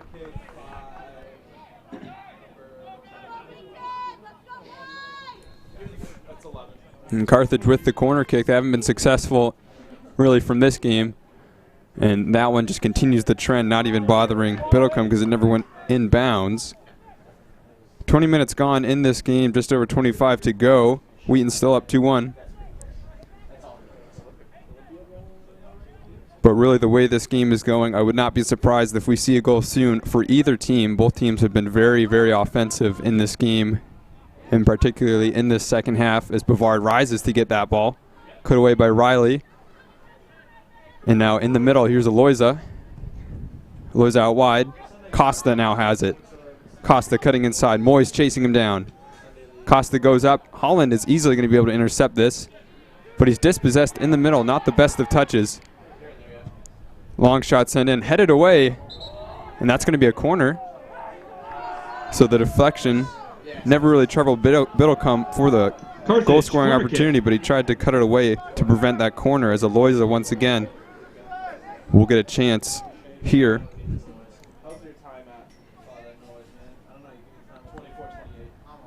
And another corner here for the Red Men. Sent in by Eloisa.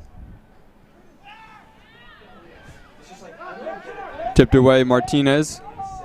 Pokes the ball up. Header won by Hill, but here's Riley. Riley, good volley over to Messineo. Messineo tries to get another shot in.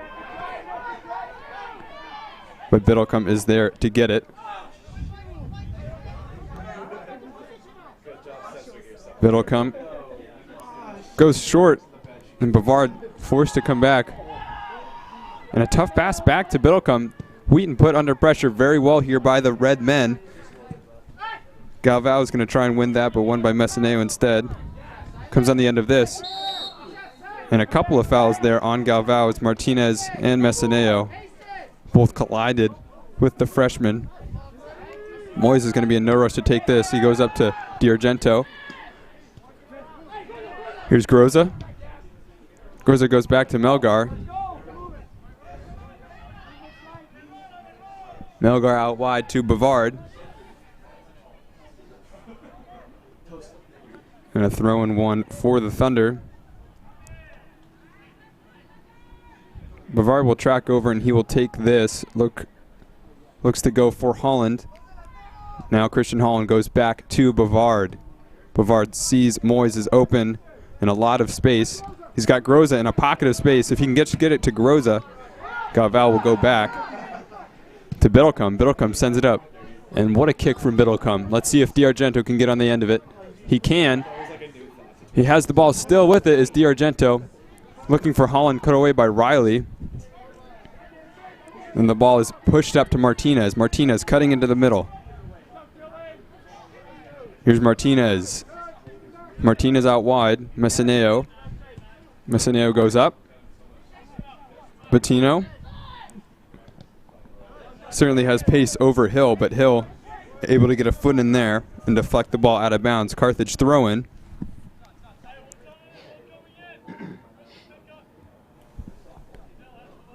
And Messineo to take it very far up for Carthage. Throws it in.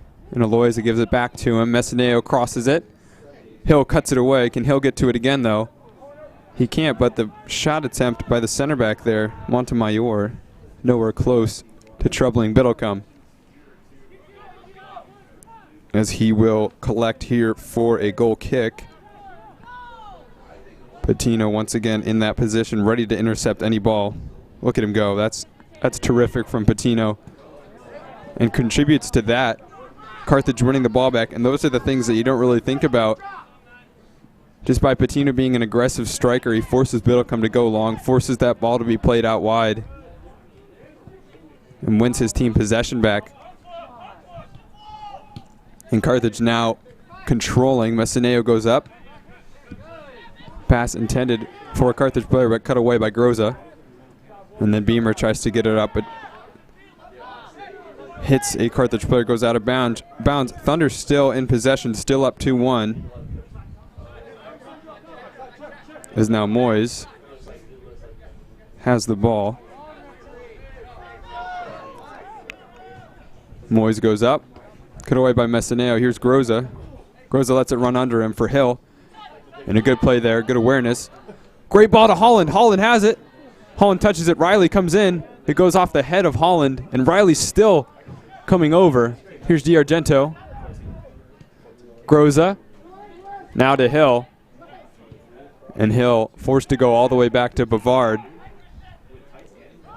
Now Melgar. Melgar up for Eder. Coming in with a slide tackle. Riley. Cutting inside. Here's Bavard. Cut away. Riley still involved. Very involved in this game. Groza with it now.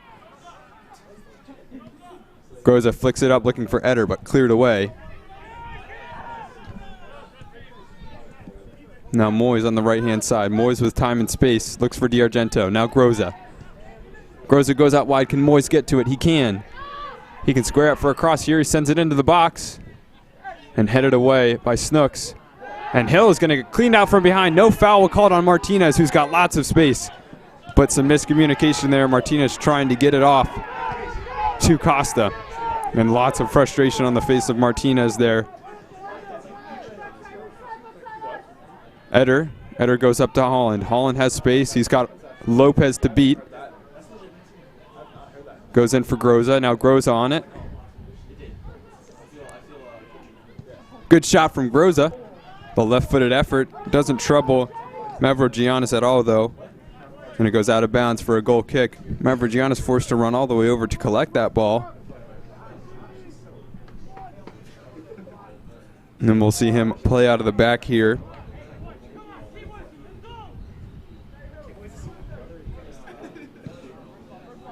Here's Mavrogiannis, looks up. Hill wins it first. Snooks up to Martinez. Martinez flicks it over his head. Good skill from Martinez. Patino out wide. Here's Costa. Costa chops it in. Martinez challenges Moyes, but both players remain firm. Martinez goes back. Messineo tracked down by D'Argento. And a physical play there from D'Argento, as he thinks that was shoulder to shoulder and a fair challenge. We'll see here on the replay. Just D'Argento's going to come in like a truck right here and just run him down.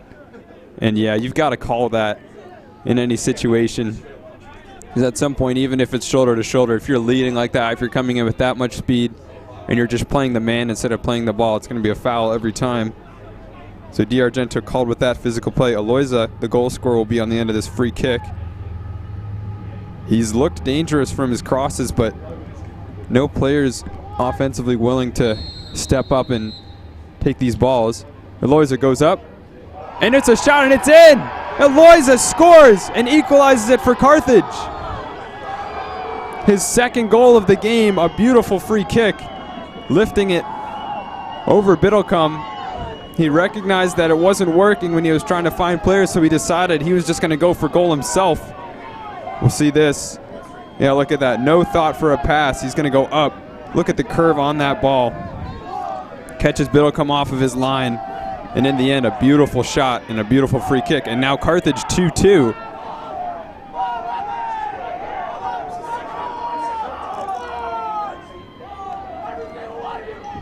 Carthage goal, his second of the night for number 11, Danny Aloyza. Aloyza unassisted. So Aloyza, 2 goals tonight for scoring 0 all season. And you have to say he's easily been the best player for Carthage tonight in terms of playmaking and in terms of scoring. Moyes sends it up. Holland trying to get on the end of it, but Riley once again cutting it away. Riley goes up, only gets it as far as Bavard, who lets it run out of bounds. We have not seen Michael Martins come back into the game. Bavard has played every minute since he came out, which is, to be fair, both players a little bit different in their play styles. Martins, a controller, a player who's very reliable in terms of possession. Bavard, a very quick left back, a very physical left back. Both quality players, but I think for this team, they're playing Carthage with such quick, athletic players. You do want to lean on Bavard there, a player that really is just not afraid to sprint forward, sprint back. Into the game for Carthage, number 8, Leonardo Mendoza. Leonardo Mendoza will come into the game for Captain Martinez. Freddie Martinez for Carthage. As we'll also see Joey Supikiotis come in for Alessandro D'Argento. And returning, number 2. And Mr. Wingate will return to the game, so that'll be a good sign for the Thunder. Christian Holland will be taken off, who has looked very good in his limited minutes tonight, coming in as a sub. Another freshman for this Wheaton team.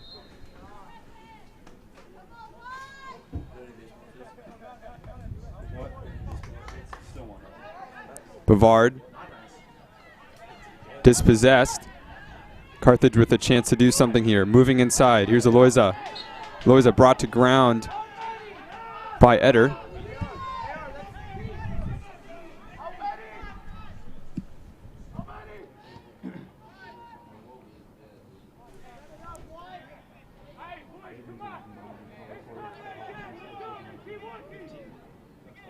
Okay.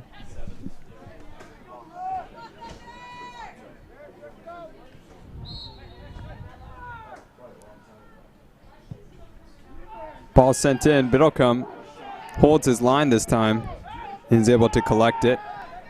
But still another dangerous free kick. So suddenly Carthage 2-2 equalizing. And it looks like a completely different game. Galvao has it now, but doesn't quite get to it cleared away. And the Thunder with the throw-in.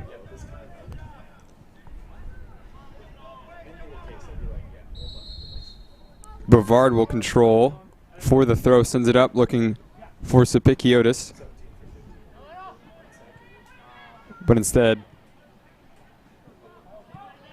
It's now Groza on the ball. Groza fighting through a couple of players for Carthage. Gets it out wide to Moyes. Moyes goes up.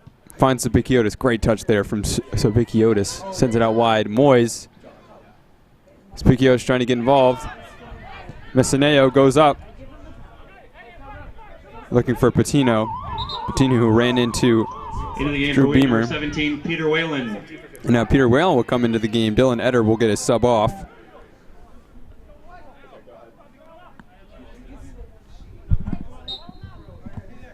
Beamer's going to defer for Moyes to take this throw in. As Moyes looks for his options. Ball headed up, bounced around.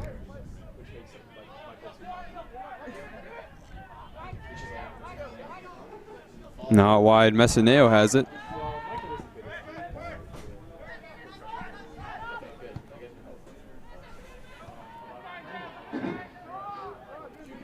Riley. Riley moves inside. Bavard hands to the back of the Carthage player, but not called for anything. Melgar goes up. Riley cuts it away. And now Wheaton possessing. Whelan goes up, looking for Silas Galvao. Good header of the ball back is Messineo.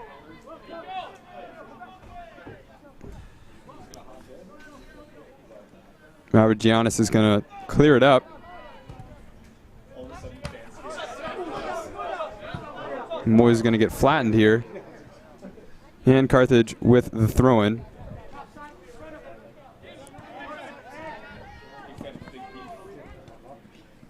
Eloisa moving inside. Has Desmond Dean. Dean's pass cut away by Wingate. Wingate looks up. Sapikiotis is going to chase this run, but Mavrogiannis comes out. And I'm joined now by Abram Erickson here for the color commentary. Abram, we've had a great game tonight so far. It's 2-2, and both teams have looked very electric and very lively in this game. Justin, thanks for having me. I'm excited to be here for the last couple minutes of this tight game. Playing inside of the box now. And working over to chip it across.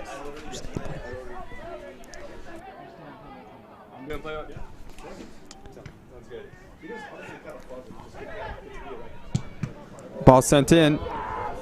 Galvao has it. Galvao looks up for Sapikiotis, but cut away by Montemayor. And now Montemayor has space. No one coming out to meet him. Whelan does. In a pocket of space is Costa. Costa cut away. Sapikiotis, good body feint there. He's got Galvao on the right-hand side. He's got options. He goes to Galvao, still continuing his run. Galvao on the wing, gets it, but deflected away, and now coming up is Costa. Galvao's a little slow to get up. Patino now. Patino cuts inside, gets it past Moyes. Patino goes for goal, and cut away. Whelan now getting involved, but still with the ball. Looking for a hat trick. Goes in. And cleared away by Beamer. And we all heard that deflection. Should be a Wheaton throw, and it is. And that's dangerous if you're the Thunder. Wow, if that last touch hadn't taken the ball away from the goal, that's a one-on-one opportunity for the Redmen.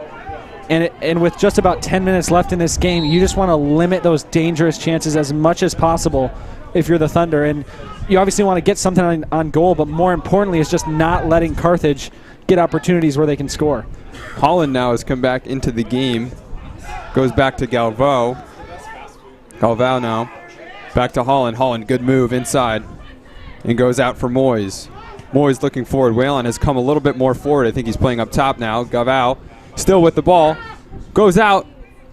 Looking for Moyes, who has come all the way up from that right back position. Whelan now can get a shot off. The left-footed effort does not trouble Mavrogiannis at all. Yeah, and that's the Thunder, I think, just wanting to get something on net, which in a game like tonight, with the weather the way it is, anything can be slippery for a goalie. So if you're the Thunder, I think if you're close, you've got to take the chances if you have them. Carthage will have the throw in here. It's Costa on the wing. Eloisa now. Back to Costa. Costa moving inside. Troubled by Galvao. Costa still with it. Able to get the ball off. Biddlecombe calling off the advance of Melgar. He's going to collect that and play out of the back. But first he's going to let his team roll up the field. And again, you want to score in this situation, certainly if you're the Thunder, but you don't want to give up a goal. So time not necessarily working against you, and you're okay if you're Biddlecombe taking a little extra time to let your team get down to the ball. Carthage now, good move inside. That's Desmond Dean. Gets it off Patino. Patino troubled by Holland. Patino's still on the ball. Gets it past Holland. He can get a shot off. He does. But too much height there. Biddlecombe not troubled at all as we have Will Woodfin checking back into the game for the Thunder. And he will sub out Silas Galvao, who took a bit of a knock earlier on from that challenge. And I think that what we just saw there from Patino is kind of the same mentality that the Thunder have. At the end of this thing, and I'm sure the players don't want to go into overtime any more than they have to, anything you can put on frame, you really want to attempt. And so things looking similar for Carthage and for Wheaton in these last 8 minutes. Melgar now weighs his options. And once again, that tricky touch because the ball is so wet, it's going to come off his foot. Desmond Dean now striding forward, chips the ball through. He's got Patino, leading goal scorer for the Red Men. Patino's going to get shoved to the ground, and that's Moyes called for the foul. And Moyes is going to protest. He's not happy with that, especially in what that's going to mean for Carthage here. Just going to be probably a mere 8 yards outside of that 18. We saw earlier on in this game Aloyza scoring his second goal straight from a free kick. And it might not seem like much, but the fact that the ball is a couple of feet off of that touchline, he might be able to curve this ball in past Biddlecombe. We've seen players obviously in the past score from corner kicks straight, but I'm reminded of a goal from Tony Cruz in the World Cup where he scored from a similar angle as this. Aloyza now will take it, he'll curl it, but it'll go over the bar. Just a little high, and I think Biddlecombe was there to cover that one up if he needed to, but you were right, Don. He wanted to go for it all right there, and I think, again, in wet conditions, if you feel like you're going to be able to strike the ball well, that's a smart play rather than send it up in the box and things are going to be slippery, tough for one of your own guys to get a head or a foot on it. Ball sent up. Costa's going to win it. And now it's Aloyza. Good move by Aloyza, but cut away from Holland. Holland now has it. Sapicchiotta showing his strength. Looks over for Woodfin, and Woodfin just can't quite get to it. Messineo now. He's played this whole game for Carthage, as well as a couple other players. Just a testament to their fitness in this game. Messineo will collect again. Clock's down to 6:20 now. Woodfin up to Holland. Holland's got speed. He lifts it up, but not really going anywhere. Spicchiotis chases it down. Holland getting involved.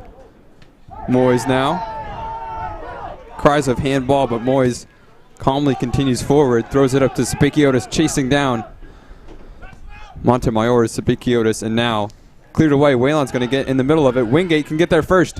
He lifts it over, but blocked away by Aloyza. Now Hill.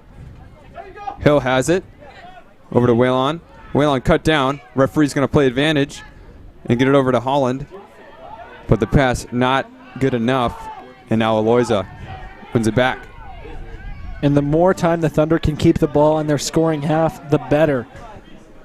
Just avoid any penetration that you can, and even if you're not getting shots off, at least you're keeping the ball away from Haston Biddlecombe as far as possible, as this one now gets sent down into the corner. Good defense there, and a goal kick won, as we see the reintroduction of Freddie Martinez back into the game for the Red Men. He will sub out Aloyza. The defensive midfielder, Aloyza, not the 2 goals this game, Daniel Aloyza. But both still good players as Moyes. Ball taken off of him, and surely that's got to be something. Moyes is still on the ground. and it was Moyes getting tangled up with Messineo, and it was after that Messineo had made contact with the ball, he just kind of came flying into Moyes, and then as they rolled over on top of each other, they almost got tangled up and continued rolling. Moyes stayed down, and he's up now on his feet, which is good news. But a ton of contact for no whistle. Yeah, I think tangled right there, kind of a lenient word. It looked like Messineo just coming in for the body. He won the ball well, but yeah, very surprising to not see a call. But he'll be on the throw here in an advanced position again. Gets up to Patino, but Woodfin is going to cut it away. And now Lopez up. Hill is going to miss it there. Melgar chasing it down. Melgar far out of position. He's going to have to retreat, and that's going to allow some space for Riley. Riley gets it in, and a good shot. Great save, Biddlecombe. Wow, and that's incredible from Haston Biddlecombe. You're going to see this ball played across, and it's not going to be this first effort. It's going to be the second one off of the header. Comes soaring in, and Biddlecombe bobbles it to begin with, but the presence of mind to keep the knee down. It deflected off his hand and then his knee, and then he was able to gather.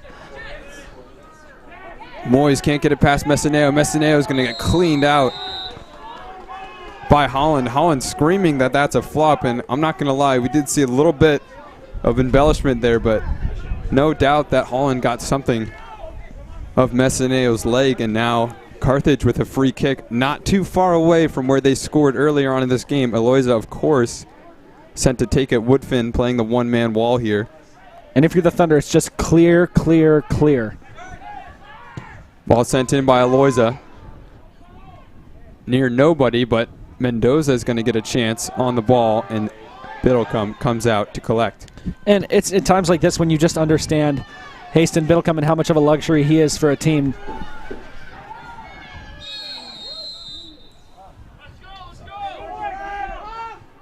That one's going to go against Wingate.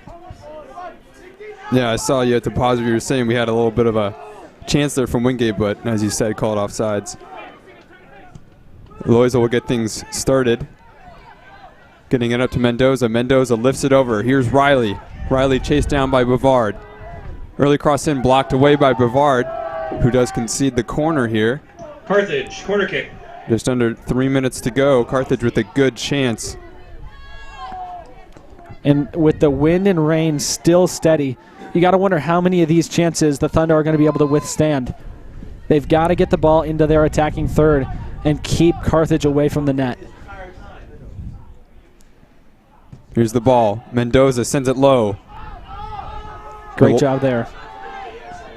Eloisa strangely did not take that free kick, but he's on the end of it. Only gets it as far as Beamer, and now Holland. Holland's got space. Hooks it in for Woodfin, and we actually have a couple players up. So Bikiotis has it. He's onside, but by now Carthage has retreated. Sapikiotis lifts it up to Holland. Holland can't get on the end of it.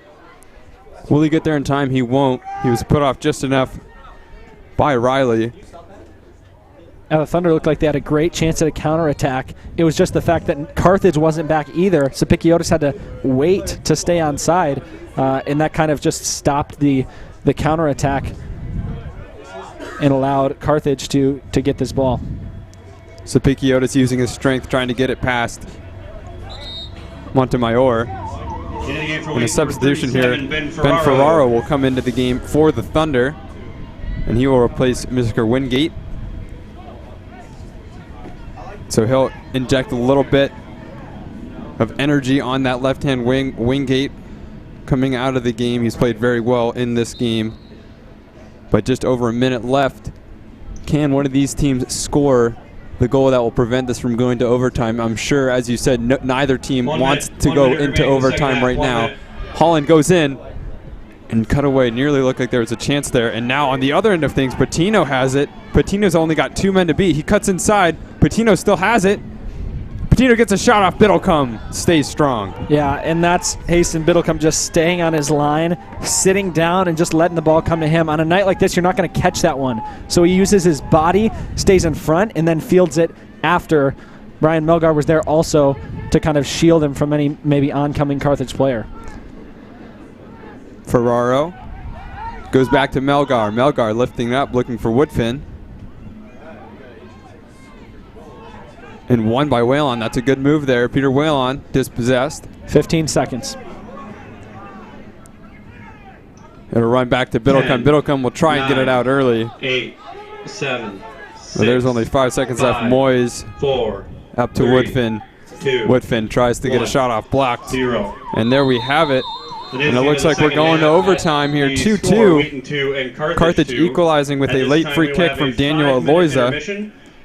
Did very well to equalize this. If the score remains tied, so we'll have 5 minutes here in between until we head to this overtime. We'll have a 10-minute overtime period. If we need another, things are still tied after that first overtime. We'll have a 2-minute intermission and then 10 more minutes. Things will go straight to a draw if we get through both overtime periods without any scoring. And so as we look to get set before overtime number 1 starts, Don, this is the one night of the year so far that this is a game you don't want to go into overtime. Oh, of course. I mean, just the conditions right now, as you can see, Wheaton men's soccer typically drawing a huge crowd, and if you look out on the stands, yeah, there are a couple people, but they know that the weather really is just not one you want to sit through. And like you said, just of all the games that could go to overtime, this one right now, it's cold, it's wet, it's rainy, it's windy, and it's late on a Wednesday night. But obviously both teams have played very well in this game. It's been a very exciting game to commentate and to watch. And now in overtime, as you said, both of these teams, they don't want to keep playing in these conditions. They're going to be more offensive. They're going to be coming for the ball, and I think it's going to be a really exciting overtime period. Well, and also these teams obviously want to win, but more so because they're so close in this CCIW standings. Wheaton at 3-2-1, Carthage at 3-3. And so a game here obviously means something for both teams. But it also means for Carthage you get back on the bus after the game ends, and for the Thunder it means getting back inside. And so that's certainly playing some type of role, but I'm assuming that these players are also only thinking about the win right now, and that's what's most important in their minds, and the weather is definitely a second thought.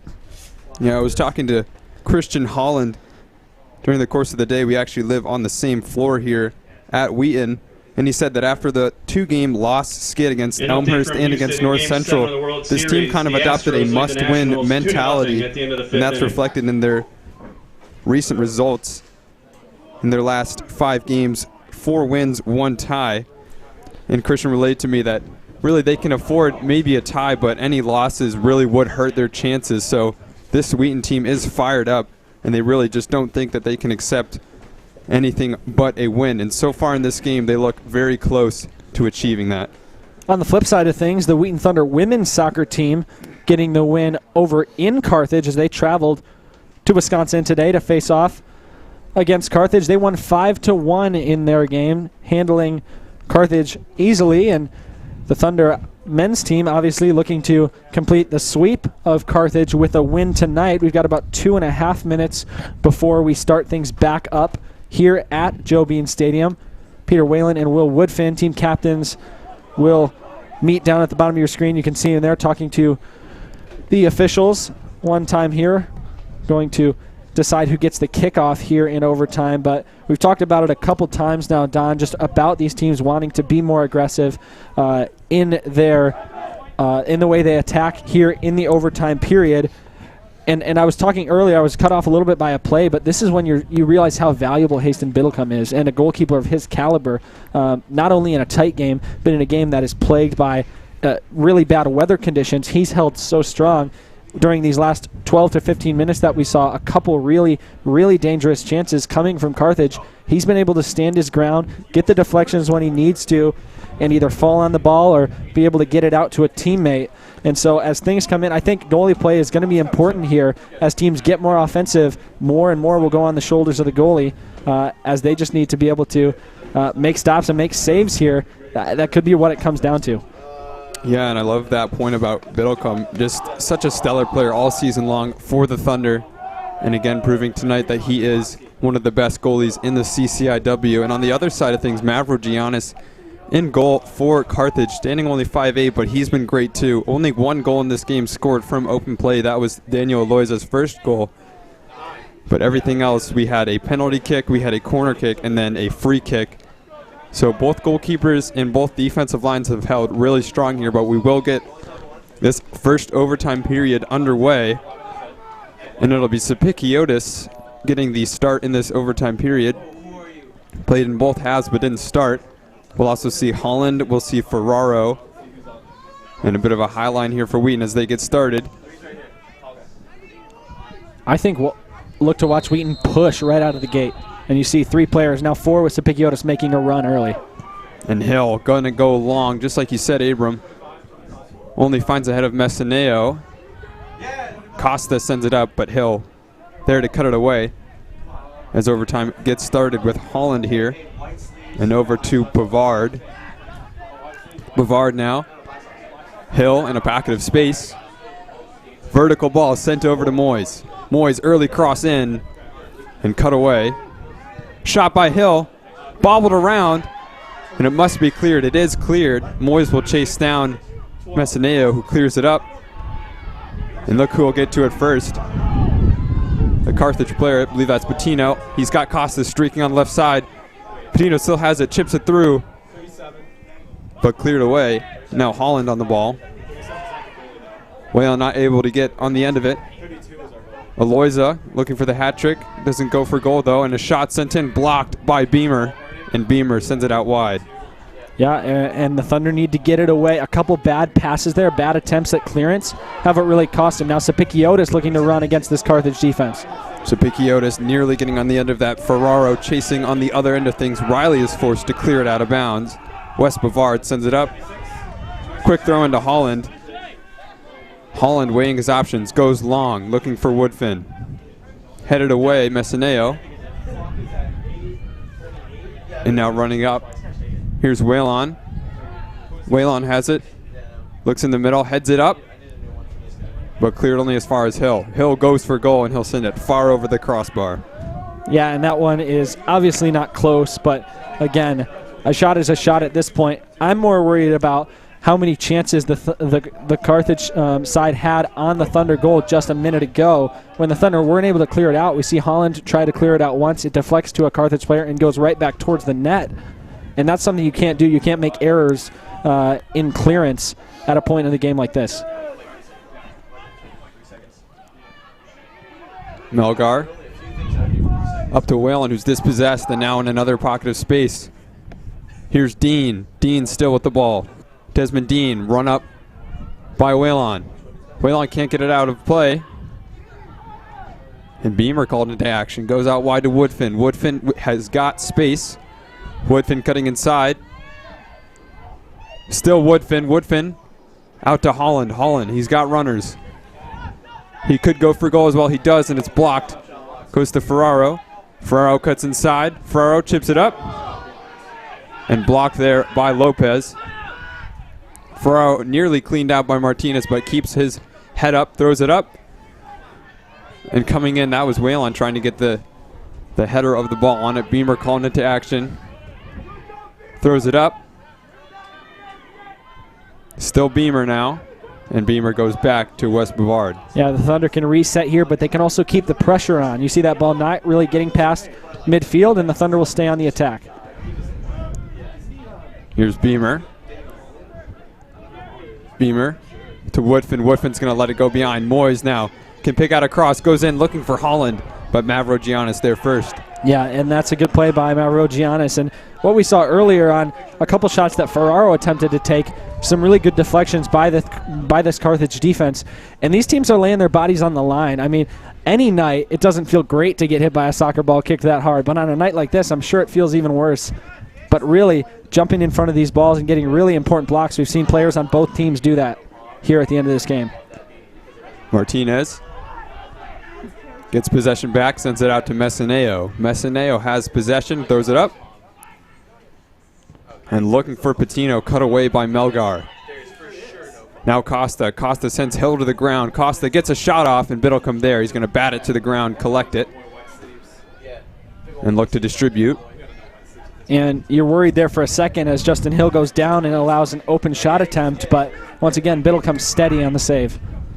Sapikiotis able to turn and get towards goal, sends that and shows a little bit too much of the ball, but Holland wins it back for his team. And certainly a handball there. That's an uncalled handball right there. There's no doubt about it.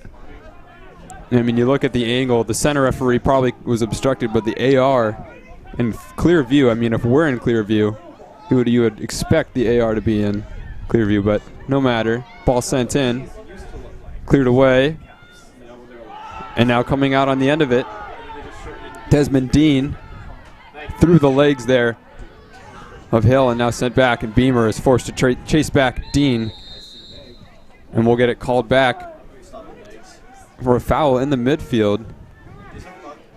Yeah, the foul seemed to be away from the plate. We didn't get a look at it as we were watching the ball chase ahead and Beamer go after it, but right around this center circle, we see a player down, and he's now up on his feet, but it's going to be called back, and the free kick's going to be taken right from the edge of the center circle. Loiza goes quickly, sending it out to Messineo. Messineo, early cross in, goes low, and Hill is able to clear it out. Moyes gets on the end of it. Moyes chased down by Costa. And a good defensive play there. Forces the ball out of bounds. It'll be a Carthage throw-in. There's 4 minutes left in overtime. We've seen 6 minutes go by with no score. We'll see a free kick for Wheaton as they play early. Justin Hill is going to send it to Melgar and now Bavard. We have not seen Michael Martins come back into the game, so Bavard getting a lot of minutes tonight. And now Beamer. Beamer running it out from the back. Goes long up to Woodfin. Woodfin has space. He's going to take on his defender. Woodfin still with it. Crosses it in low across the face of goal. No one there. And it'll go out of bounds on the other side of the field. And anytime the ball is crossed in and it's parallel and it spends the entire time rolling on the ground across the face of the goal, it just pains you as an offensive team to not be able to get a man on that ball. Now, obviously, they weren't expecting that ball to get through, but as it gets past the face of Mavrogiannis, you really want to put someone on that.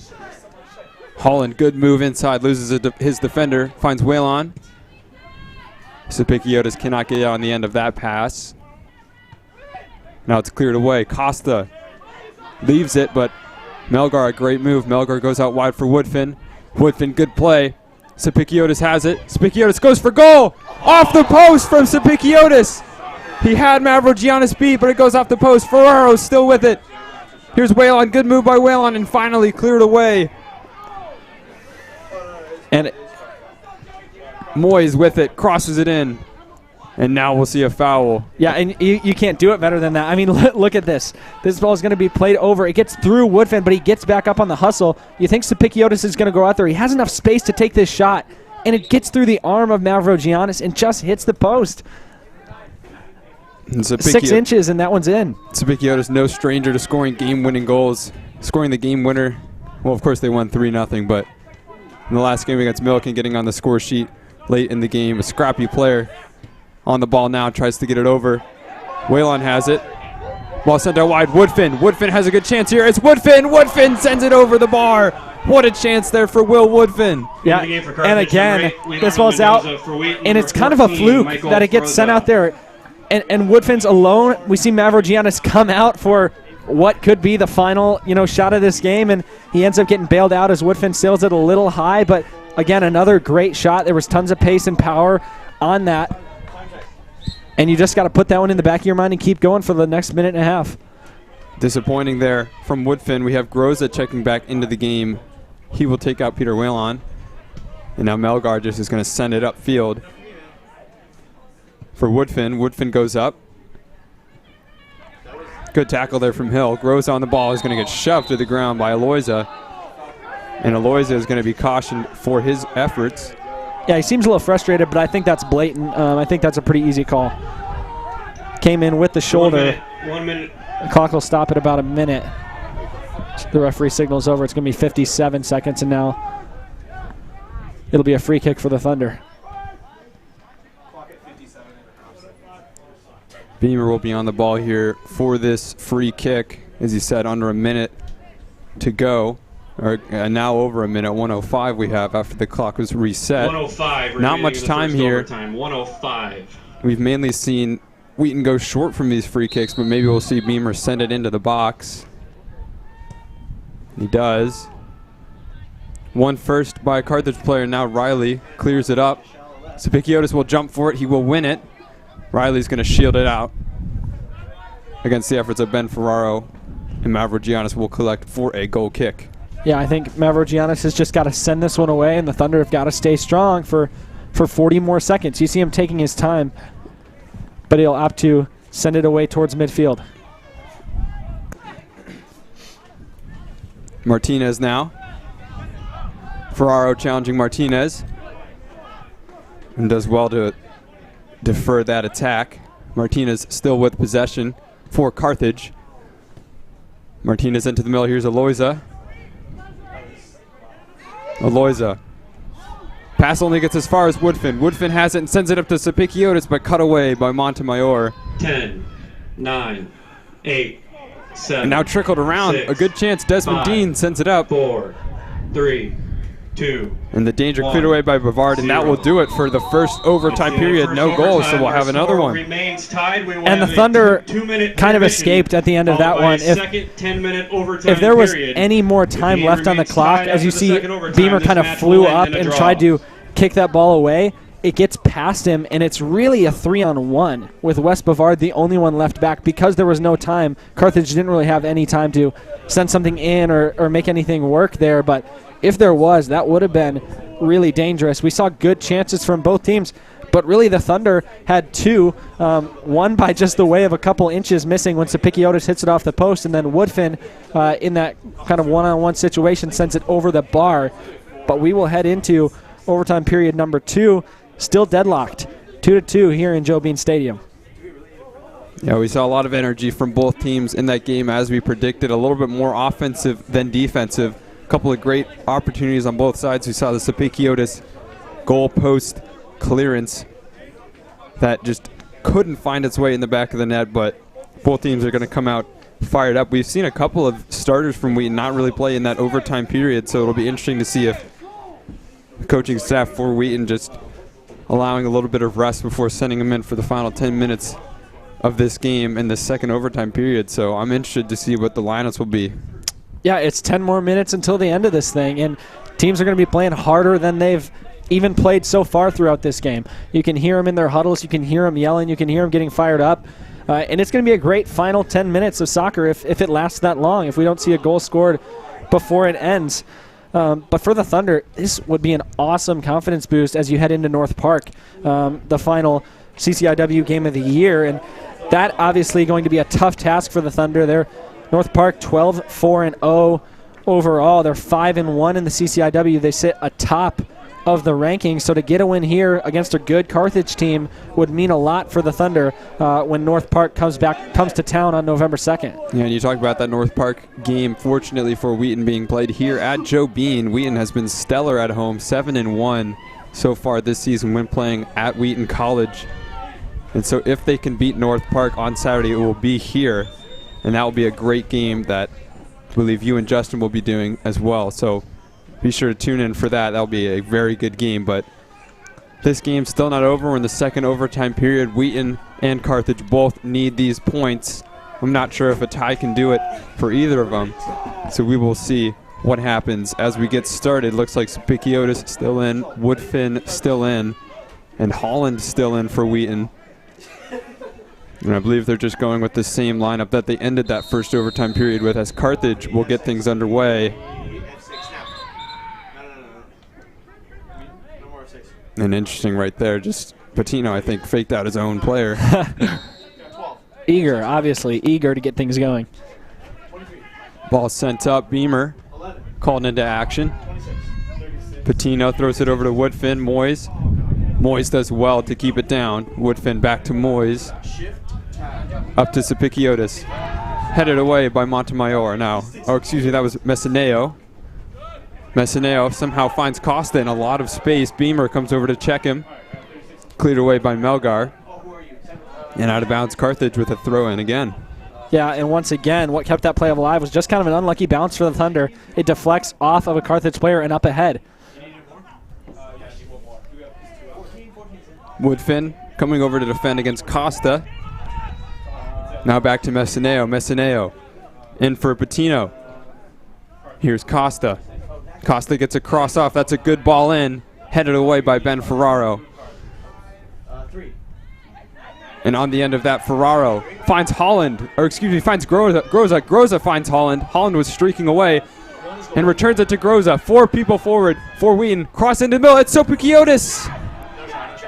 And cut away by Carthage. Yeah, another good chance. Mavrogiannis stays in his spot and comes out and gets that ball, as you see Biddlecombe do the same on the other end. Biddlecombe goes short, throws it out wide to Bavard. Here's Bavard.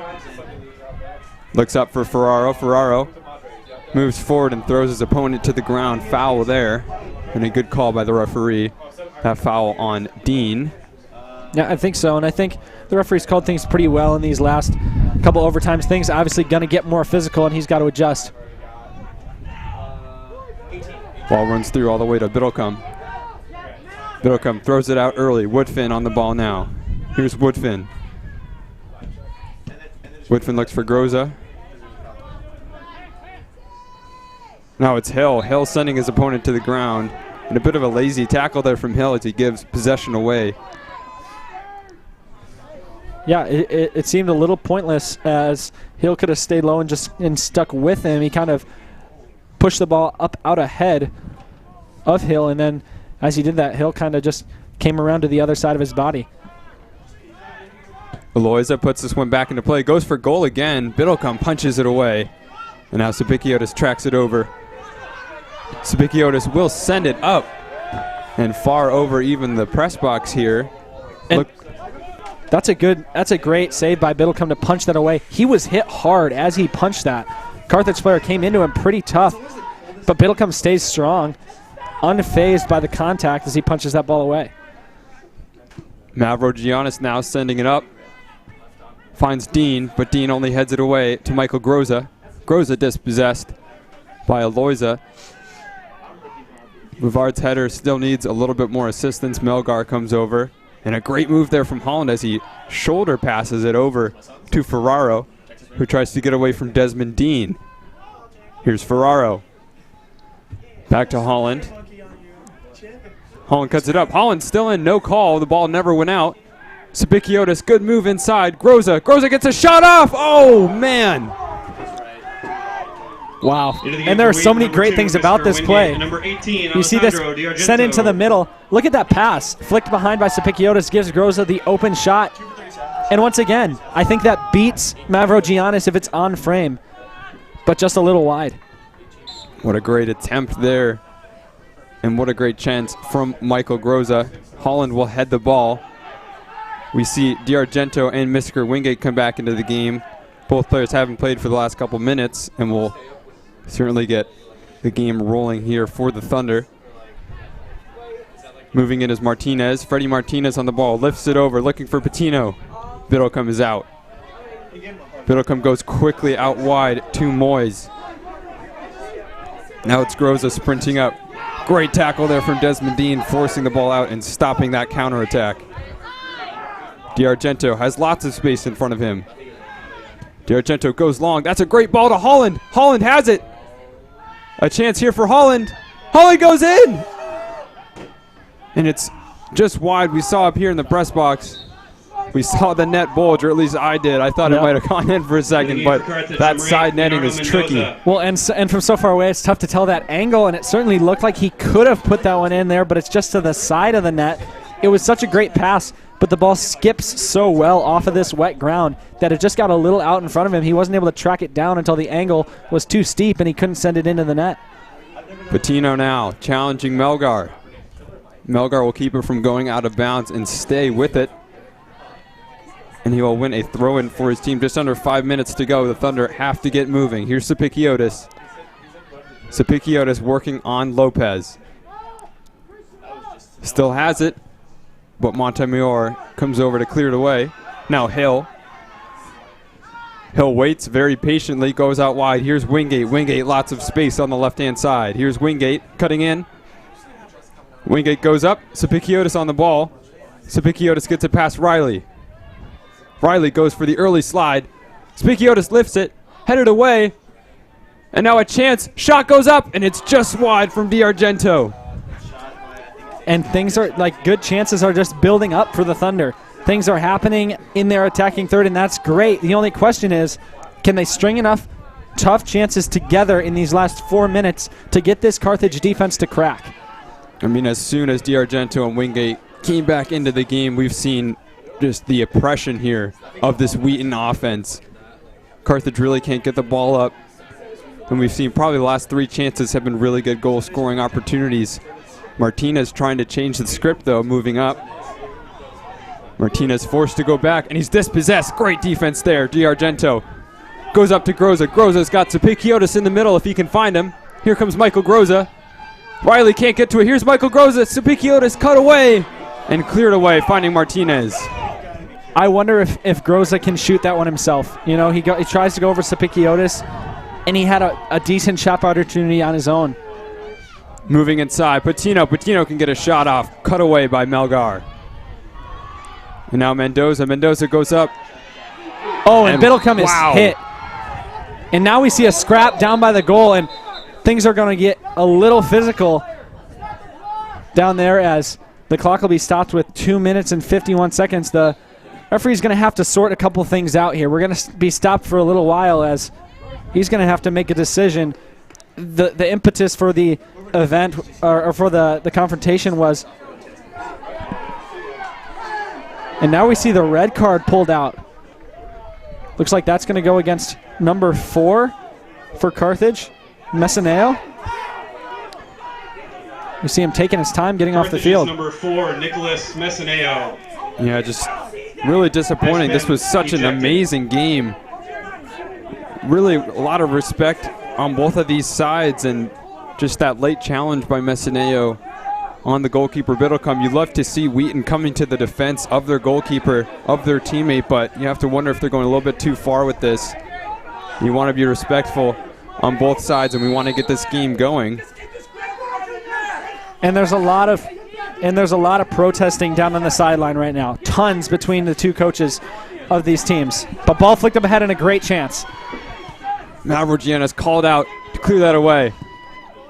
Great touch by Moyes. Moyes, so much energy right now. He is fired up. Sends it in. Ball in. Sapikiotis. Offsides there. Could have been a good effort.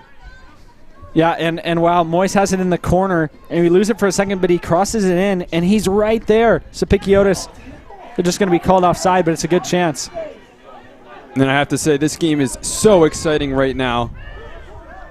Up to Costa. Costa lifts it in. And rising to get it, that was Patino. But Biddlecombe gets to it first. Biddlecombe throws it out. What a throw out to DiArgento. Only 2 players back for the Red Men. And now Wingate has it. Wingate in space. It's Mr. Wingate.